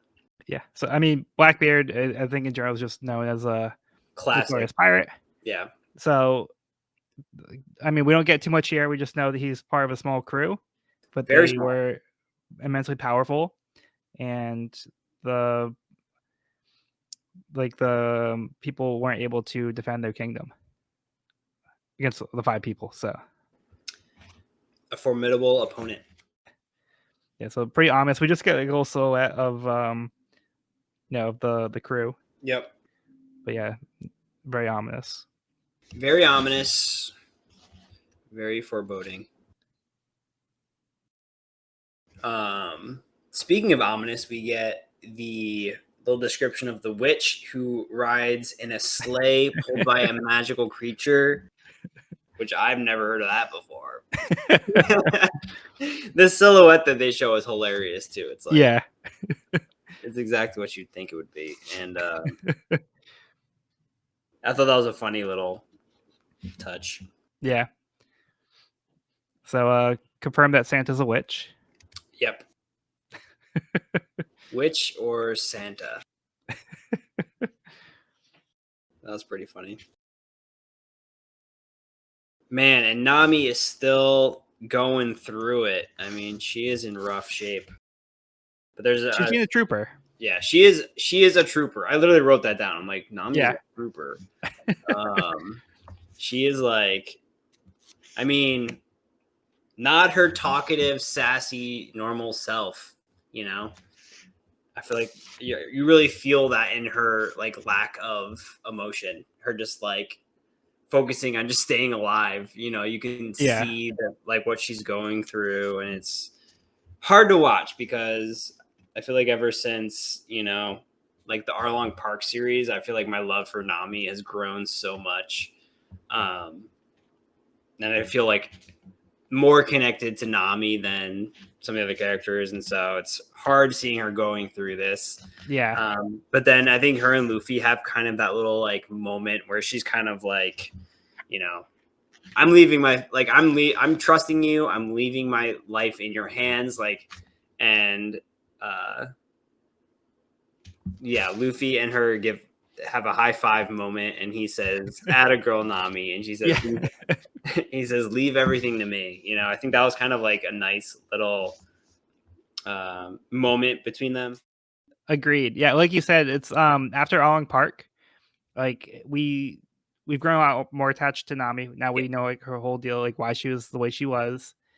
We see like how valuable she is to the crew, like how like unrivaled her like navigating skills are. And we saw how when we first met her, like she was very standoffish and didn't want help. But now we've seen that she's like learned to trust Luffy. So totally. even in this case, she's like, I trust Luffy with my life, and whatever Luffy is going to do is like I feel is gonna be best for me. So yeah, I think that says a lot, going from where Nami was before to where she is now. Yeah, yeah. Like in Arlong Park, we got her whole backstory pretty Mm. much. But I also like the little moment where there's like the woman passing by, and she greets Dalton. She's like, "Oh, I heard there are pirates here," but then like Usopp thinks that it's the hiking bear again. And Luffy's like, Yeah, "Again?" And they both bow to the lady, thinking yeah. that the hiking bear. And Dalton's kind of like, Yeah, that was funny. And we also see them kind of playing out in Classic the snow. Luffy Usopp. Sorry, Uh, what? we see them playing out in the snow. So Luffy makes like the goofy snowman like right outside the window, Yep. and then Usopp makes like this crazy like snow monster, Little like Shirora. Godzilla kaiju snowman. Yeah. But then like you see that like Sanji got mad because like the snowman was blocking the window, and you see like in like a few panels over, he went out and smashed their the snow people. Yeah. The usual shenanigans. Yeah, that's pretty funny. It's just funny seeing like how different crew members interact with each other. I feel like Usopp and Luffy just have a lot of fun together and like are just like goofing off, and Yeah, is a perfect example of that, like kind of their relationship. yeah. But Getting the downtime, they have kind of that playful nature, like they yeah, goof off. Yeah. playful, like carefree kind of friendliness. Yeah. Anything else in this chapter? I think I'm good to move on. Okay, let's move on to the next part of the cover story. Django's Dance Paradise outside issue report. Kaya is now a doctor's apprentice and doing fine. Kaya travels into the city to learn medicine as she is accompanied by Usopp's security force. We love to So, see it. hey, good for Kaya. Yeah, good for Kaya. She said she wanted to be a doctor, and now she's doing it. Okay. Usopp's crew's looking good too. Yeah, I'm glad that they're still getting work. Yeah, they're still kicking ass. Okay. Chapter 134, Dr. Kureha. Dalton is surprised that they're aware of Wapol. Usopp explains that they were attacked by him earlier, and Vivi says more than she intended to when she says her father took her to a meeting of kings when she was a child and met him there. Dalton tries to inquire further, but Vivi dismisses him. Vivi tries to understand why the king is still alive and turned pirate if the kingdom was defeated. Dalton laughs and says Wapol's army didn't even attempt to fight back. They just fled the country. They are pirates only as a cover as they try to find their way back to the kingdom. Vivi becomes outraged that a king would abandon their people. Dalton tells them that they have finally begun to rebuild, but they're afraid Wapol will return. Over on the mountain, Luffy and Sanji make small talk as they make their ascent, casually dodging ferocious rabbits. Their progress is halted as they come across giant polar bear-like rabbits. Back in the village, Dalton hopes that the others don't encounter any Lapins, giant carnivorous rabbits as big as bears. A woman comes over and informs Dalton that she heard the doctor is currently in the next town over. Elsewhere, Wapol's crew spots Drum Island and should be home soon. The Dr. Kureha arrives in the town of Cocoweed with her pet reindeer, Tony Chopper. She hears a child crying that has something wrong with him. She makes a grand entrance by punching open the door of the shop. She asks if she should cure the child, but his father insists that he's not sick. She asks if he's a doctor. When he doesn't answer, she prepares to leave, but the child says that their arm hurts. She diagnoses that the child has a fever and swelling due to a bacteria in his bones. Must be treated early, otherwise there is no hope of survival. She treats him and says that he'll be fine. As payment, she demands garbage bags, toilet paper, and half of the shop's assets. The shop owner protests, and the others doubt that she even had to do anything, as she could be making it up. As tension builds, the child says that he's starting to feel better. She laughs and lowers his payment down to 49% of the shop's assets. She leaves with Chopper, telling him to remember what she just did now. So, what are your thoughts on this Dr. Kureha character? Enter Santa Claus. Instead of I don't giving, know. though, she So kind of takes. the character seems I don't know. I was a little skeptical at first. I think that like the kind of wheeling and dealing of like the magic that was being performed, and asking for a lot in return. I don't know. It seemed kind of like maybe she was playing these people. But I don't know. I mean, looking pretty good for 139. Yeah. And I also So young. love the sidekick, Tony Chopper. It's a reindeer. Cool character design. Reindeer that kind of acts like a dog. A little protective of Kureha. Yes, very protective. Pet reindeer. But yeah, makes quite an entrance. It has a lot of pizzazz. Yeah. You know? She like literally punches the door down and comes in and is like, "Oh, you need my help? I'll take half of everything you got." You know? Yeah. Got a certain pizzazz. We And got like a you better said, look at the. Sorry, go ahead. I was just gonna say, like you said, we don't know what to make of her, but the people also don't know what to make of her. Right. Like, is she taking advantage of the people? Is she actually like helping them? It's not really clear. Yeah, seems So, like a bit of a wild card, and I couldn't. I was a little skeptical, but couldn't get like a good initial read on this person. yeah. But meanwhile, in the forest, I love the casual conversation that's happening between Luffy and Sanji as they're like randomly dodging these, like you said, ferocious rabbits that are just like attacking them and like tearing down trees in the process. And they're very, very casually dodging these rabbits. And then they come across the fully grown Lapins, which they were described as the size of a bear, but they'd be the size of a massive One Piece scale bear, like not your average bear, but a massive bear. Yeah, I thought that was really fun creatures, and like that whole scene of them getting to that point was pretty hilarious. And like Sanji like just full on drop kicks one of these little rabbits and was like, "What even was that?" He's like, "Wait, what was that?" And yeah, they seem to find themselves in a bit of a hairy situation. Yeah, and that like I like how with the conversation that they're having, like they're kind of just spewing nonsense. Like it also kind of shows like Sanji's like not exactly the brightest bulb either. Like he's talking about how like the snow, like affects like the skin of like people, and then like Luffy's like, I never knew that you were so stupid. So like even Luffy's calling Sanji out for being stupid, and Sanji's like, "You're calling me stupid?" Oh, that was great. You're our token stupid person, Luffy. Like, you can't call me stupid. Yeah, you're setting the bar over here. Oh, that was funny. Yeah, we also get a little bit more insight as to like what happened with the country, how Wapol is not a good king. Right. He basically abandoned the people when things were going rough, and he just kind of cared about himself.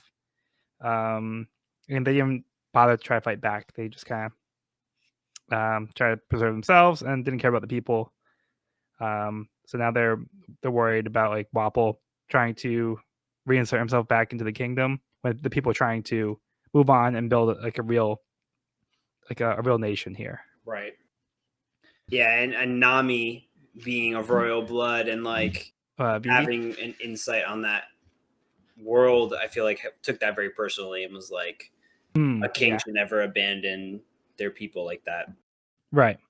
So it shows Vivi's mindset's very different from Wapol's mindset. Yeah. Of like what a ruler should be. Right.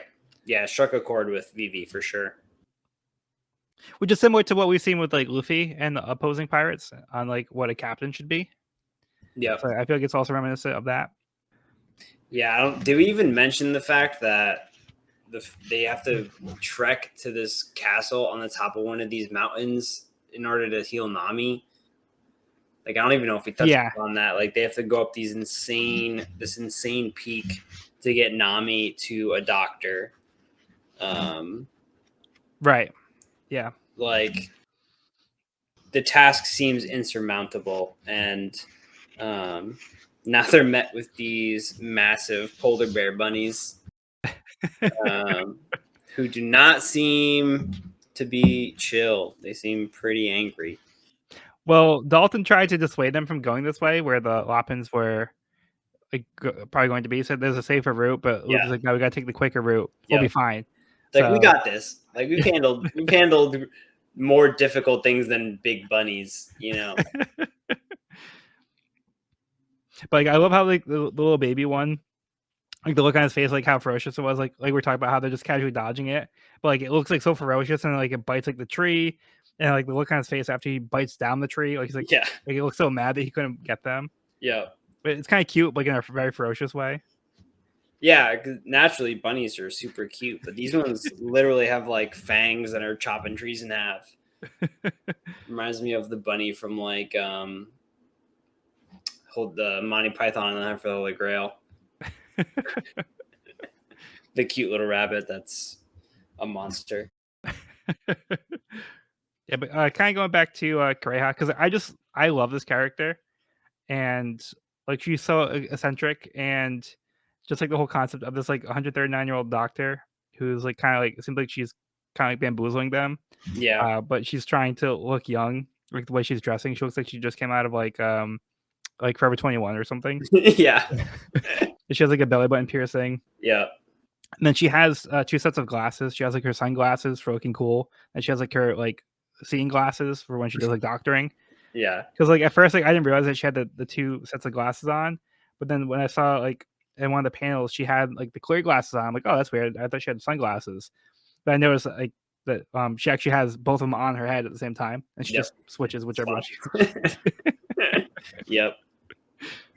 Her aura is very young. Like, yeah, very old, but I think the aura that she perceives is very young.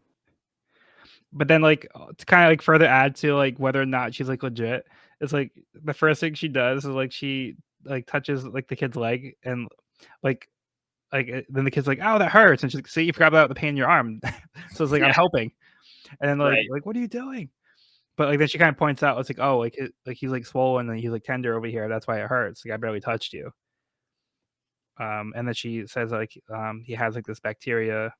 So then she has Chopper give the antibiotics, and she's like, keep icing it. So I mean, it seems like she actually does come help, because then like the kid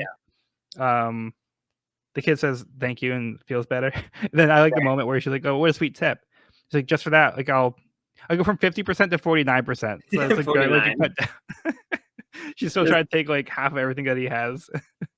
Yeah, it seems like, her intentions are just, but she's also, out to get what's hers. Like she's also making a deal, and kind of, there's a fine line between like swindling and actually like doing good. Yeah. But it was kind of hard to get an initial read on her, but she's definitely like a very kind of flamboyant character, I think. But likable. I would say overall likable. Yeah.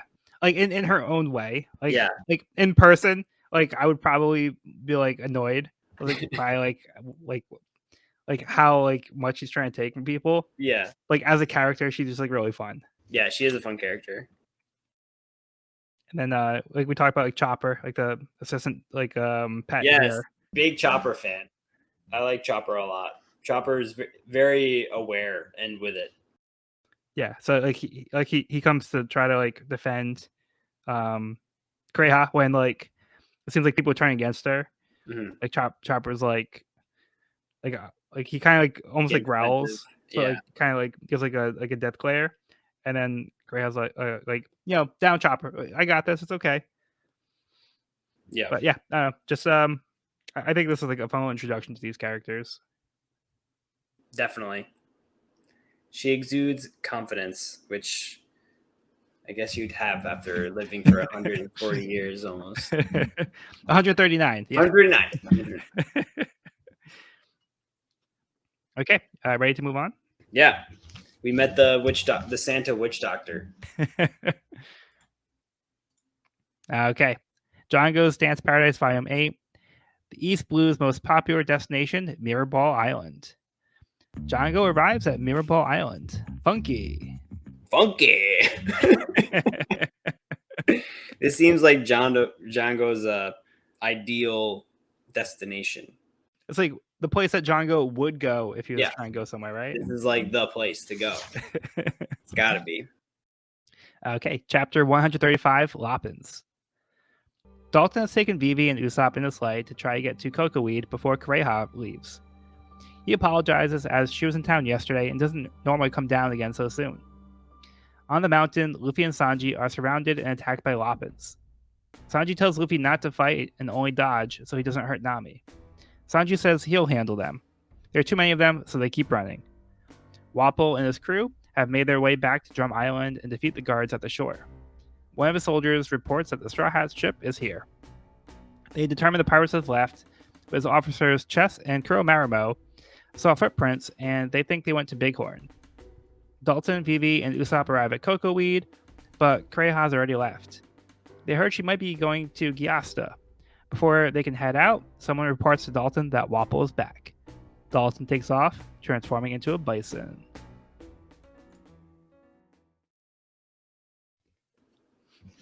Dalton's a buffalo. What? That was cool. I was not expecting that at all. Yeah, right? Like I didn't expect that power. That was really cool.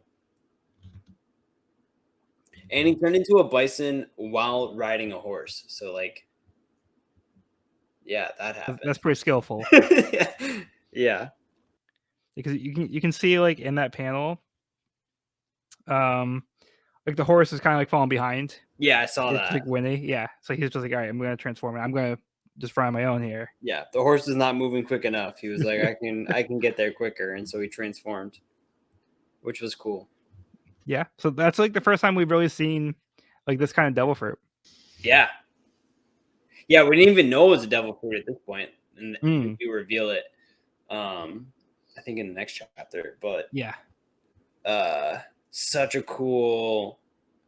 I think the way that he drew that was very natural, and like you kind of see it happen, which was shocking, but also like a very cool moment. It's almost kind of like Animorphs over here. I was just gonna say that. I was gonna be like, this is such an Animorphs book cover. But yeah, very cool end to the chapter. Going back to the beginning of the chapter, the Lapin battle, right? Is that where we started? Yeah. Yeah, so they were on their way to the village. And then so then they get attacked by the giant Lapins, but then Luffy tries to fight back and Sanji's like, you're gonna hurt Nami, so you can't be like too rough, so just dodge, I'll do the fighting.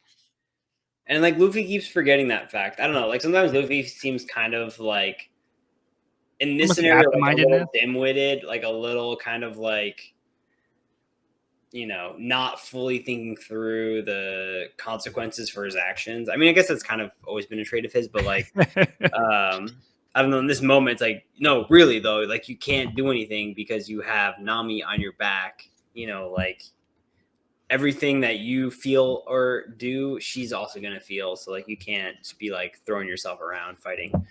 Well, it's kind of like the moment. It's like, oh, it's like you're holding your phone. It's like, oh, where's my phone? It's like, Yeah, oh, I'm holding. Okay, so it's like right. he's not really like he's like Nami. so Oh used yeah, to like Nami. Right, because it's his natural like instinct to try to fight. right. Like yeah. So I don't think the diplomatic approach is gonna work here. So in Luffy's defense, I do think it's fair to try to fight back. Totally. Yeah, I don't think the rabbits are gonna be able to form any sort of peace. You were drop kicking all their babies like 3 minutes ago. So.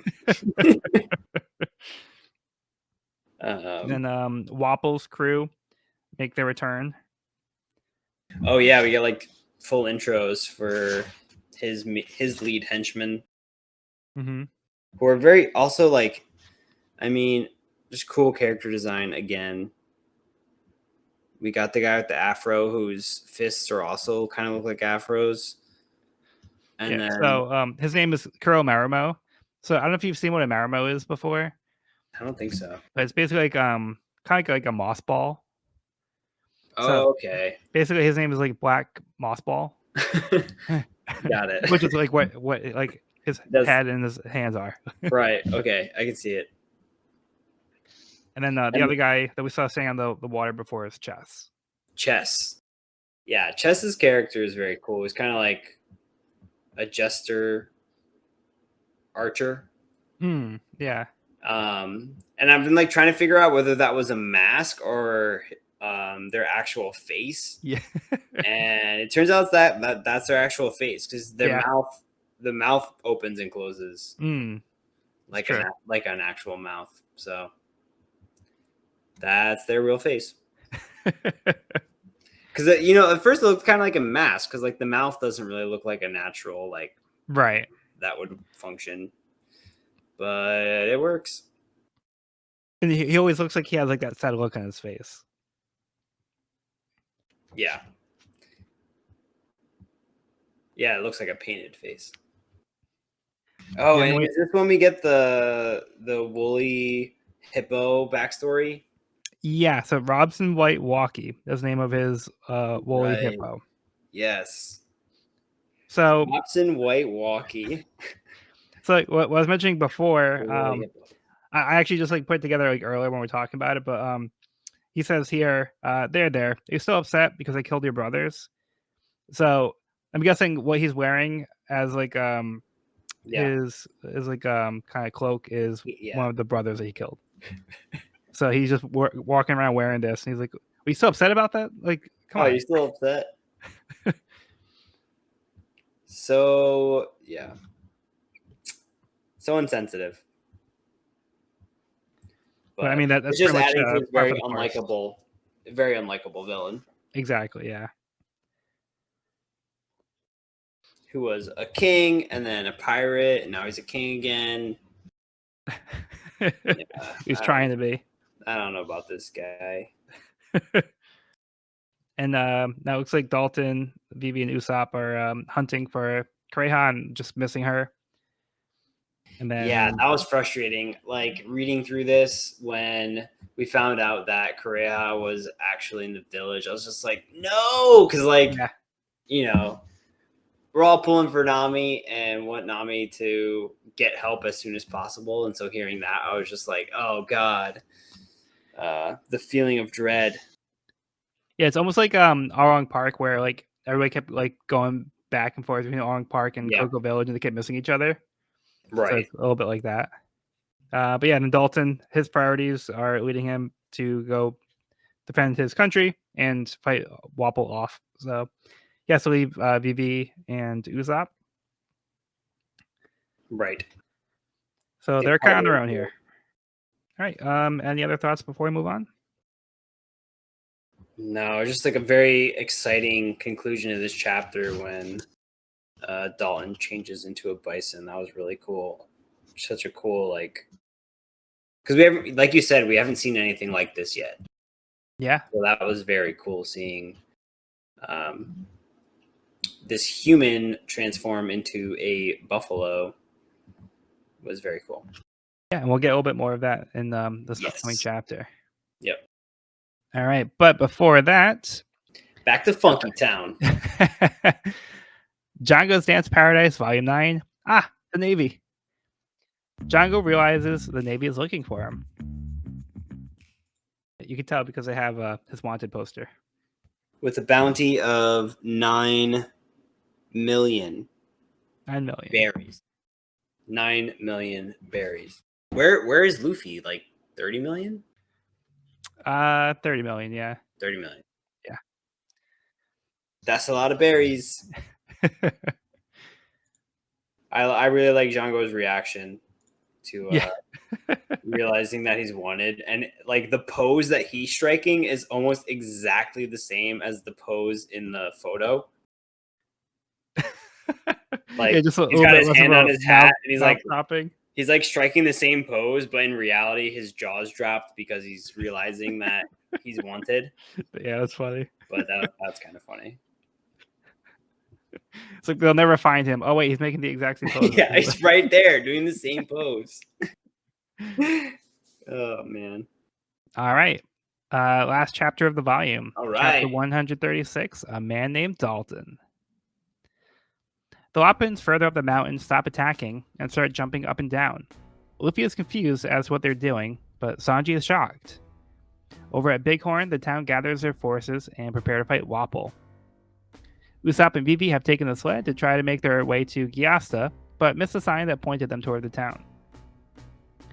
Back at Bighorn, Wapol announces his return and helps himself to eating some houses. Kuro Marimo reports that the Straw Hats were on their way to Drum Castle to meet Kureha, who has taken the castle for herself. Before they can leave, Dalton arrives and strikes Wapol. Wapol's men summon their doctors who immediately tend to Wapol's injuries. Dalton commands Wapol to leave, but he says that Dalton is one of his vassals. The town shouts in support of Dalton that he was the only one who stayed behind to help the kingdom. Dalton calls out Wapol that Drum Kingdom was known for its advanced medicine, but they didn't know that Wapol kept all the doctors to himself. If anyone got sick, they had to come begging to Wapol for help. Wapol orders his men to kill Dalton. Dalton felt indebted to Wapol's father and hoped that he would see the error of his ways someday, but realized that isn't happening. He transforms using the power of his Ox fruit, Model Bison, and easily defeats the enemy soldiers. Chess tells Dalton that he knows his weakness, then aims his bow at the crowd of innocent people. Unable to let them be hurt, Dalton jumps in the way, taking a direct hit from 3 arrows. Dalton falls to the ground. Back on the mountain, Sanji begins to panic as the Lapins have caused a massive avalanche.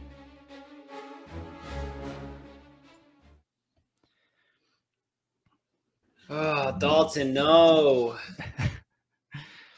I really liked this character. I thought Dalton was like. Is it at the end of last chapter or the beginning of this chapter where he's like. He mentions that they like both have like he and Wapol had something in common, like they both strayed from the path, and then we find out that he worked directly under Wapol. I don't remember the order in which that happens, but like I just find his character very admirable, and then at the end taking the arrows so that the townsfolk wouldn't be killed by the arrows. Yeah, so very noble of him. Yeah. Yeah, I think it was in this chapter where the people say that he's not one of his ministers anymore. Like he stayed to defend the country. Yeah. So like he's the only one to stay behind and like actually cared for the people. Yeah. And we also find out that Wapol was hoarding all the doctors for himself, and he still has all the doctors with him. Yep. So all these doctors that could have been helping people are basically being held hostage and only can help Wapol. Right. So they're immediately on the job as soon as Wapol gets injured by Dalton. They immediately come in to help him and like just get him back in tip-top shape. Yeah, which is interesting because they kind of reveal a lot there where like they did a lot of rebuilding. Like they kind of Frankensteined it back together, you Yeah, they know. also like put like the steel plate in the hammer. So Yeah, it was and just like straight his medicine. head is removable apparently. Like his head can like pop on and off with a couple stitches or what have you. Like I don't know. Interesting to see where that takes Wapol's character because that definitely seems like a power that he kind of can't die. Immortal when he has his doctors.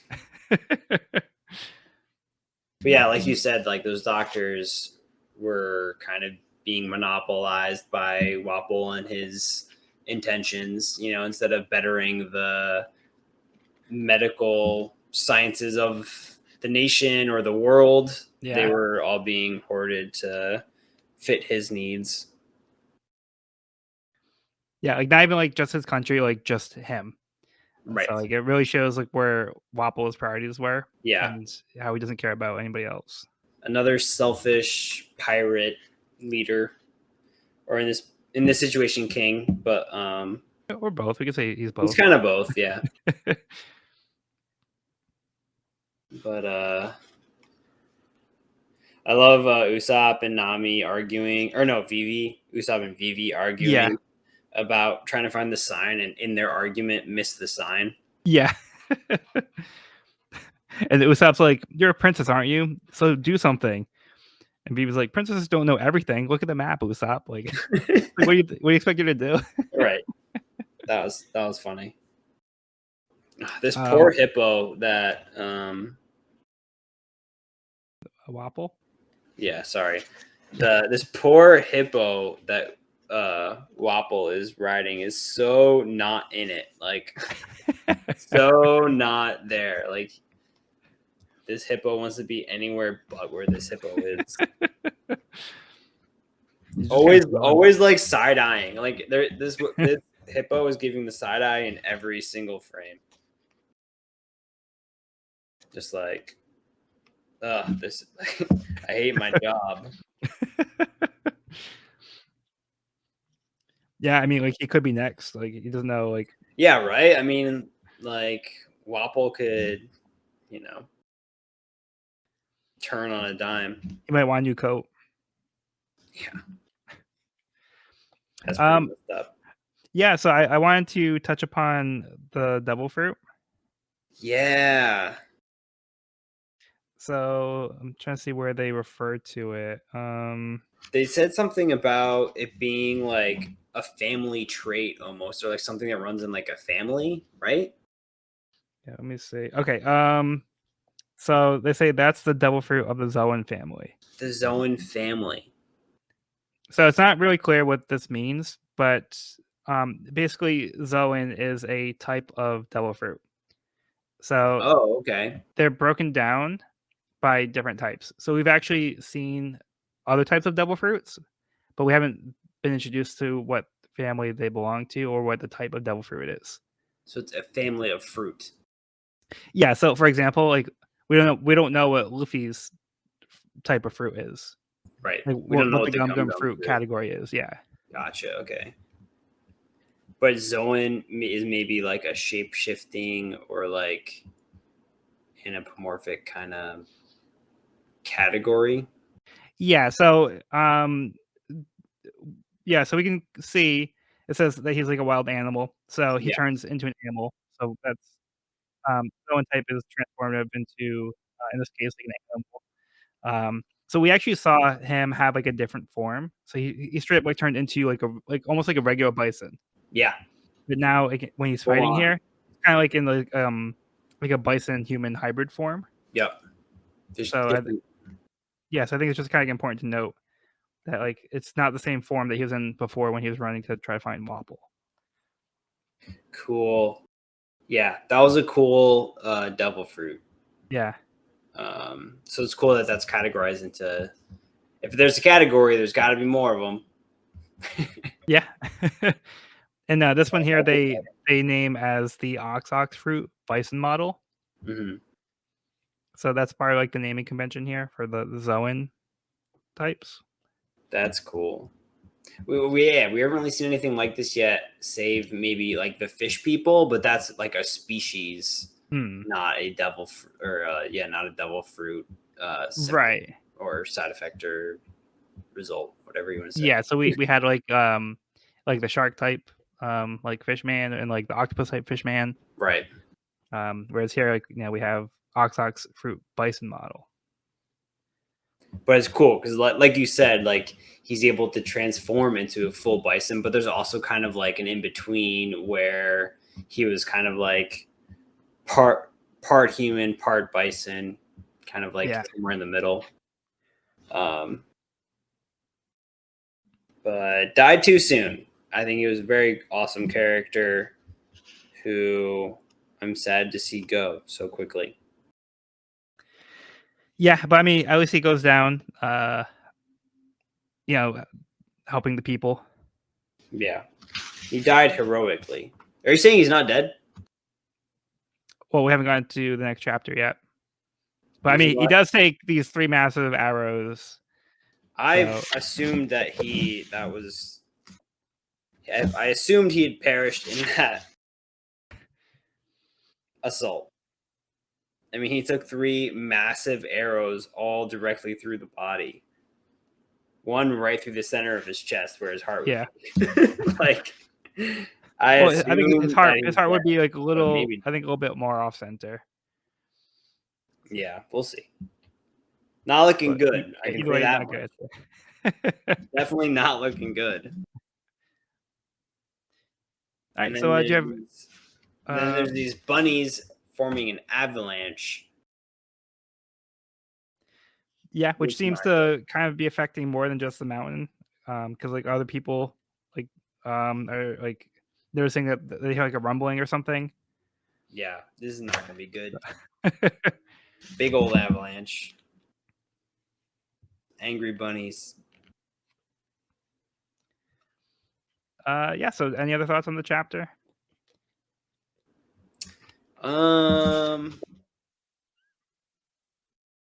Not really. I'm just really excited to see where this goes. I think this has been such a solid volume. Yeah. Like I said, I know I've been like kind of saying this every time, but like seeing the whole crew together and working in tandem and like getting separated and kind of like working in pairs or whatever, just like has been great. Yeah. I'm really enjoying the inter crew relations. I think it's just been like, I feel like each character is growing so much in each volume, and it's just really exciting to see. Yeah, and it's fun. And they're growing as a team. They're growing individually, Yeah. but they're also growing as a team, and I love that. And like their relationships with each other are growing, and I also have come to this realization. I was going to mention this earlier, but forgot to that. I'm really enjoying Usopp's character more so than I have previously. And I think it's just because like Usopp's character is like so relatable because he's just like a normal guy. Like he's put in these crazy situations, these high stress situations, and freaking out. And it's like, I feel like that's so much more relatable than like Luffy and Zoro and Sanji, who are all like incredibly powerful, and B, all like very cool headed in high stress situations. They're like always, have that like fighter's mentality and are very much like calm, cool, and not really like afraid of anything. Yeah, like they're not afraid of anything. They're very calm, cool, and collected. Like when these giant sea beasts come out of the ground or these giants start fighting in front of them. And I'm just finding Usopp to be such a relatable character because he's like, holy shit, like this is crazy. Like what's happening right now? Like this giant monster just appeared, and like, he's not like, oh yeah, I'm going to take this giant monster down. He's more realistic. Like, holy shit, it's a giant monster. It's going to kill us all. Like there's no way we can fight that thing. And I feel like that's such a more relatable interpretation of these just like wild circumstances that are happening like on a regular basis in this series.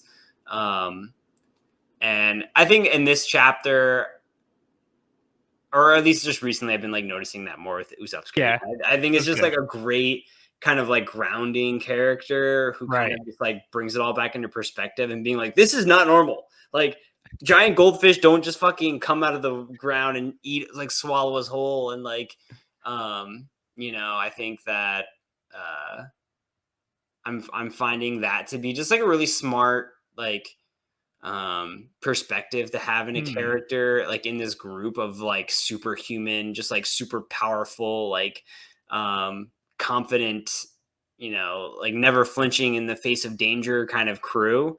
So it's nice having that kind of like relatable, like, holy shit, this is crazy, or like, I've just been enjoying that recently. yeah, I completely agree because he gives, like, a different dynamic, Totally.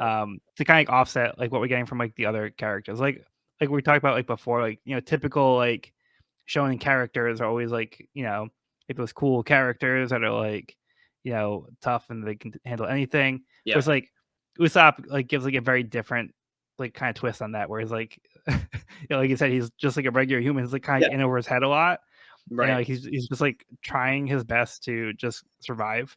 Right. So yeah, Usopp has like a very fun dynamic that's different from like what we see from like most of the other crew people. So Totally. yeah, it's fun to get that juxtaposition with Usopp. Absolutely. And I feel like Usopp's had a lot of moments with Luffy in recent volumes. Like I feel like they kind of have a very specific bond where they're just kind of like are happy go lucky, just kind of like having fun together. So I'm excited to see Usopp's interactions more with the rest of the crew as we grow. But I mean, he has his badass moments too. He Like does. he totally shows up and he totally has moments of um, heroism and confidence but it's more rewarding, I feel like, for him Yeah. because like how much he's struggling and like in this volume when he steers the ship directly into the mouth of the goldfish, it was like that was a great example of that because he Mm. was sweating bullets. He was like ready to scream and run for recover, but he was like, Luffy, we're doing the right thing, right? And he did that. And I feel like in that moment, I cheered for Usopp, even though it was kind of a Yeah. small victory. It was still like for his character, a big victory. Right. Um, and I really enjoyed that. And I'm enjoying his character more and more as we progress. Because like I said, like Sanji, Zoro, and Luffy are all just like such heroes. They're such the hero character. They're all like badass fighters, like you said, like confident in the face of danger, like not unflinching, unwavering confidence, and um, it's kind of nice to have Usopp be kind of like the antithesis of that, and kind of um, bring it all back, bring it all into perspective, and be like, like you know, Yeah, for sure. this shit's scary. uh, so I think that's cool. Yeah, and I like that we're getting kind of different pairings of the crew members. Hmm. So like with the last arc, we had like Usopp and Nami kind of paired off a little bit, and then we had like Luffy and Vivi. Now we kind of switch things up a little bit where Vivi and Usopp are together, Yep. and Luffy and Sanji are together. Zoro's just kind of doing his own thing now. Right. Last arc, Zoro's kind of, Sanji's kind of like off doing his own thing. So we're kind of like playing around with the pairings a little bit and getting different Yeah. interactions. So it's fun. Absolutely. Getting a good rotation in the pairings. Yeah, Zoro just training right now? Yeah, so he went into the water. I think he's still in the Right. water. Yeah, he's just like training. Okay, yeah. So they went to go check the ship, and there was nobody there because Zoro, I think, was like in the water. Right, I don't know right. if they, I don't know what happened with Karu. I don't know if he's like just chilling somewhere. They just kind of ignored him. Karu's protecting the ship because no one's on it.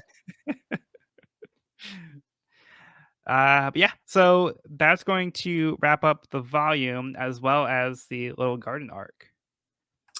So how Yes. about we get your updated rankings? So as of last time, we ranked Whiskey Peak. So your rankings would be as follows: would be Arlong Park and Baratier in S tier. A tier would be Logtown, Syrup Village, Romance Dawn. Then B tier was Whiskey Peak, Reverse Mountain, Orange Town. Where would you put Little Garden? This arc has been so good. I've enjoyed it a lot. I think I would rank it in the A tier. I think the only reason I want to put it in S tier is probably just because of the strength of the villains. I think like the villain in Arlong, and what was my other S tier? Your other S tier was Baratier. Yeah, I think just like the villains in those two arcs were superior to number 3 and like this arc that happened. But I absolutely loved the side plot of the giants and everyone's connection with that plot line, and like I really love that plot line. And I think I'd rank it like probably one of my top A tier. So sorry, I should have this written down somewhere, but it's gonna be one of my top 2, I think, A tier. Okay. So would you put it before or after Logtown? I think before. Okay. So then you would have Arlong Park, Baratier, Little Garden, Logtown, Syrup Village, Romance Dawn, Whiskey Peak, Reverse Mountain, Orange Town. Sounds good. Okay, cool. And then for my rankings, I had Arlong Park, Baratier, S tier. A tier was Syrup Village, Logtown, Orange Town, Romance Dawn. B tier, Whiskey Peak, Reverse Mountain. Similar.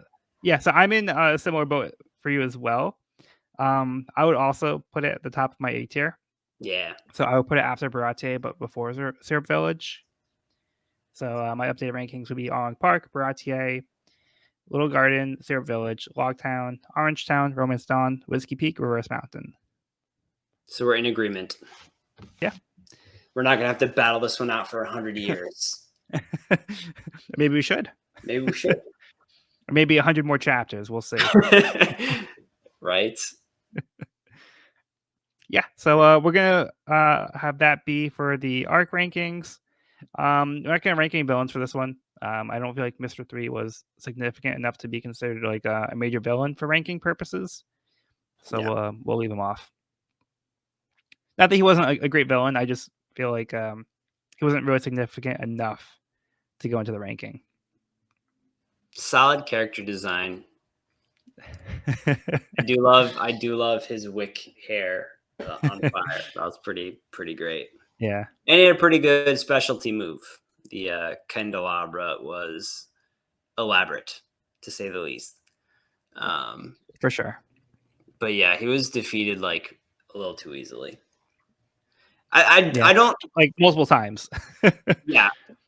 Like I do think that it played well to the story, and I think that we already discussed this last chapter or last volume, but I do think it was still a satisfying boss battle, but he definitely didn't stack up to our previous bosses for sure. Yeah, I mean, I think he serves like the plot well enough. Totally. Yeah, so I think he's good for like his role, but like that just means he's not meant to be like a final boss type character. So I think it's perfectly serviceable for like what he did in the story. Yeah, I agree. All right, so let's wrap it up there. So that will conclude this week's episode of the We Are Reading One Piece podcast. You can find this episode wherever podcasts are found at wearereadingonepiecepodcast.buzzsprout.com or on our YouTube channel at We Are Reading One Piece. This is a spoiler-free channel up to where we have recorded the podcast, so if you are new to the series, you can visit the channel there. You can also find me and this podcast on my YouTube channel at Pirate King Codex for various One Piece content. Next week, we will be discussing Volume 16, Carrying on His Will. I've been Joel, and I've been joined by Evan. I've been Evan. Thanks for joining. All right, everybody, thanks for listening. Be sure to bring on all of your hopes and dreams, and we'll see you on the next episode.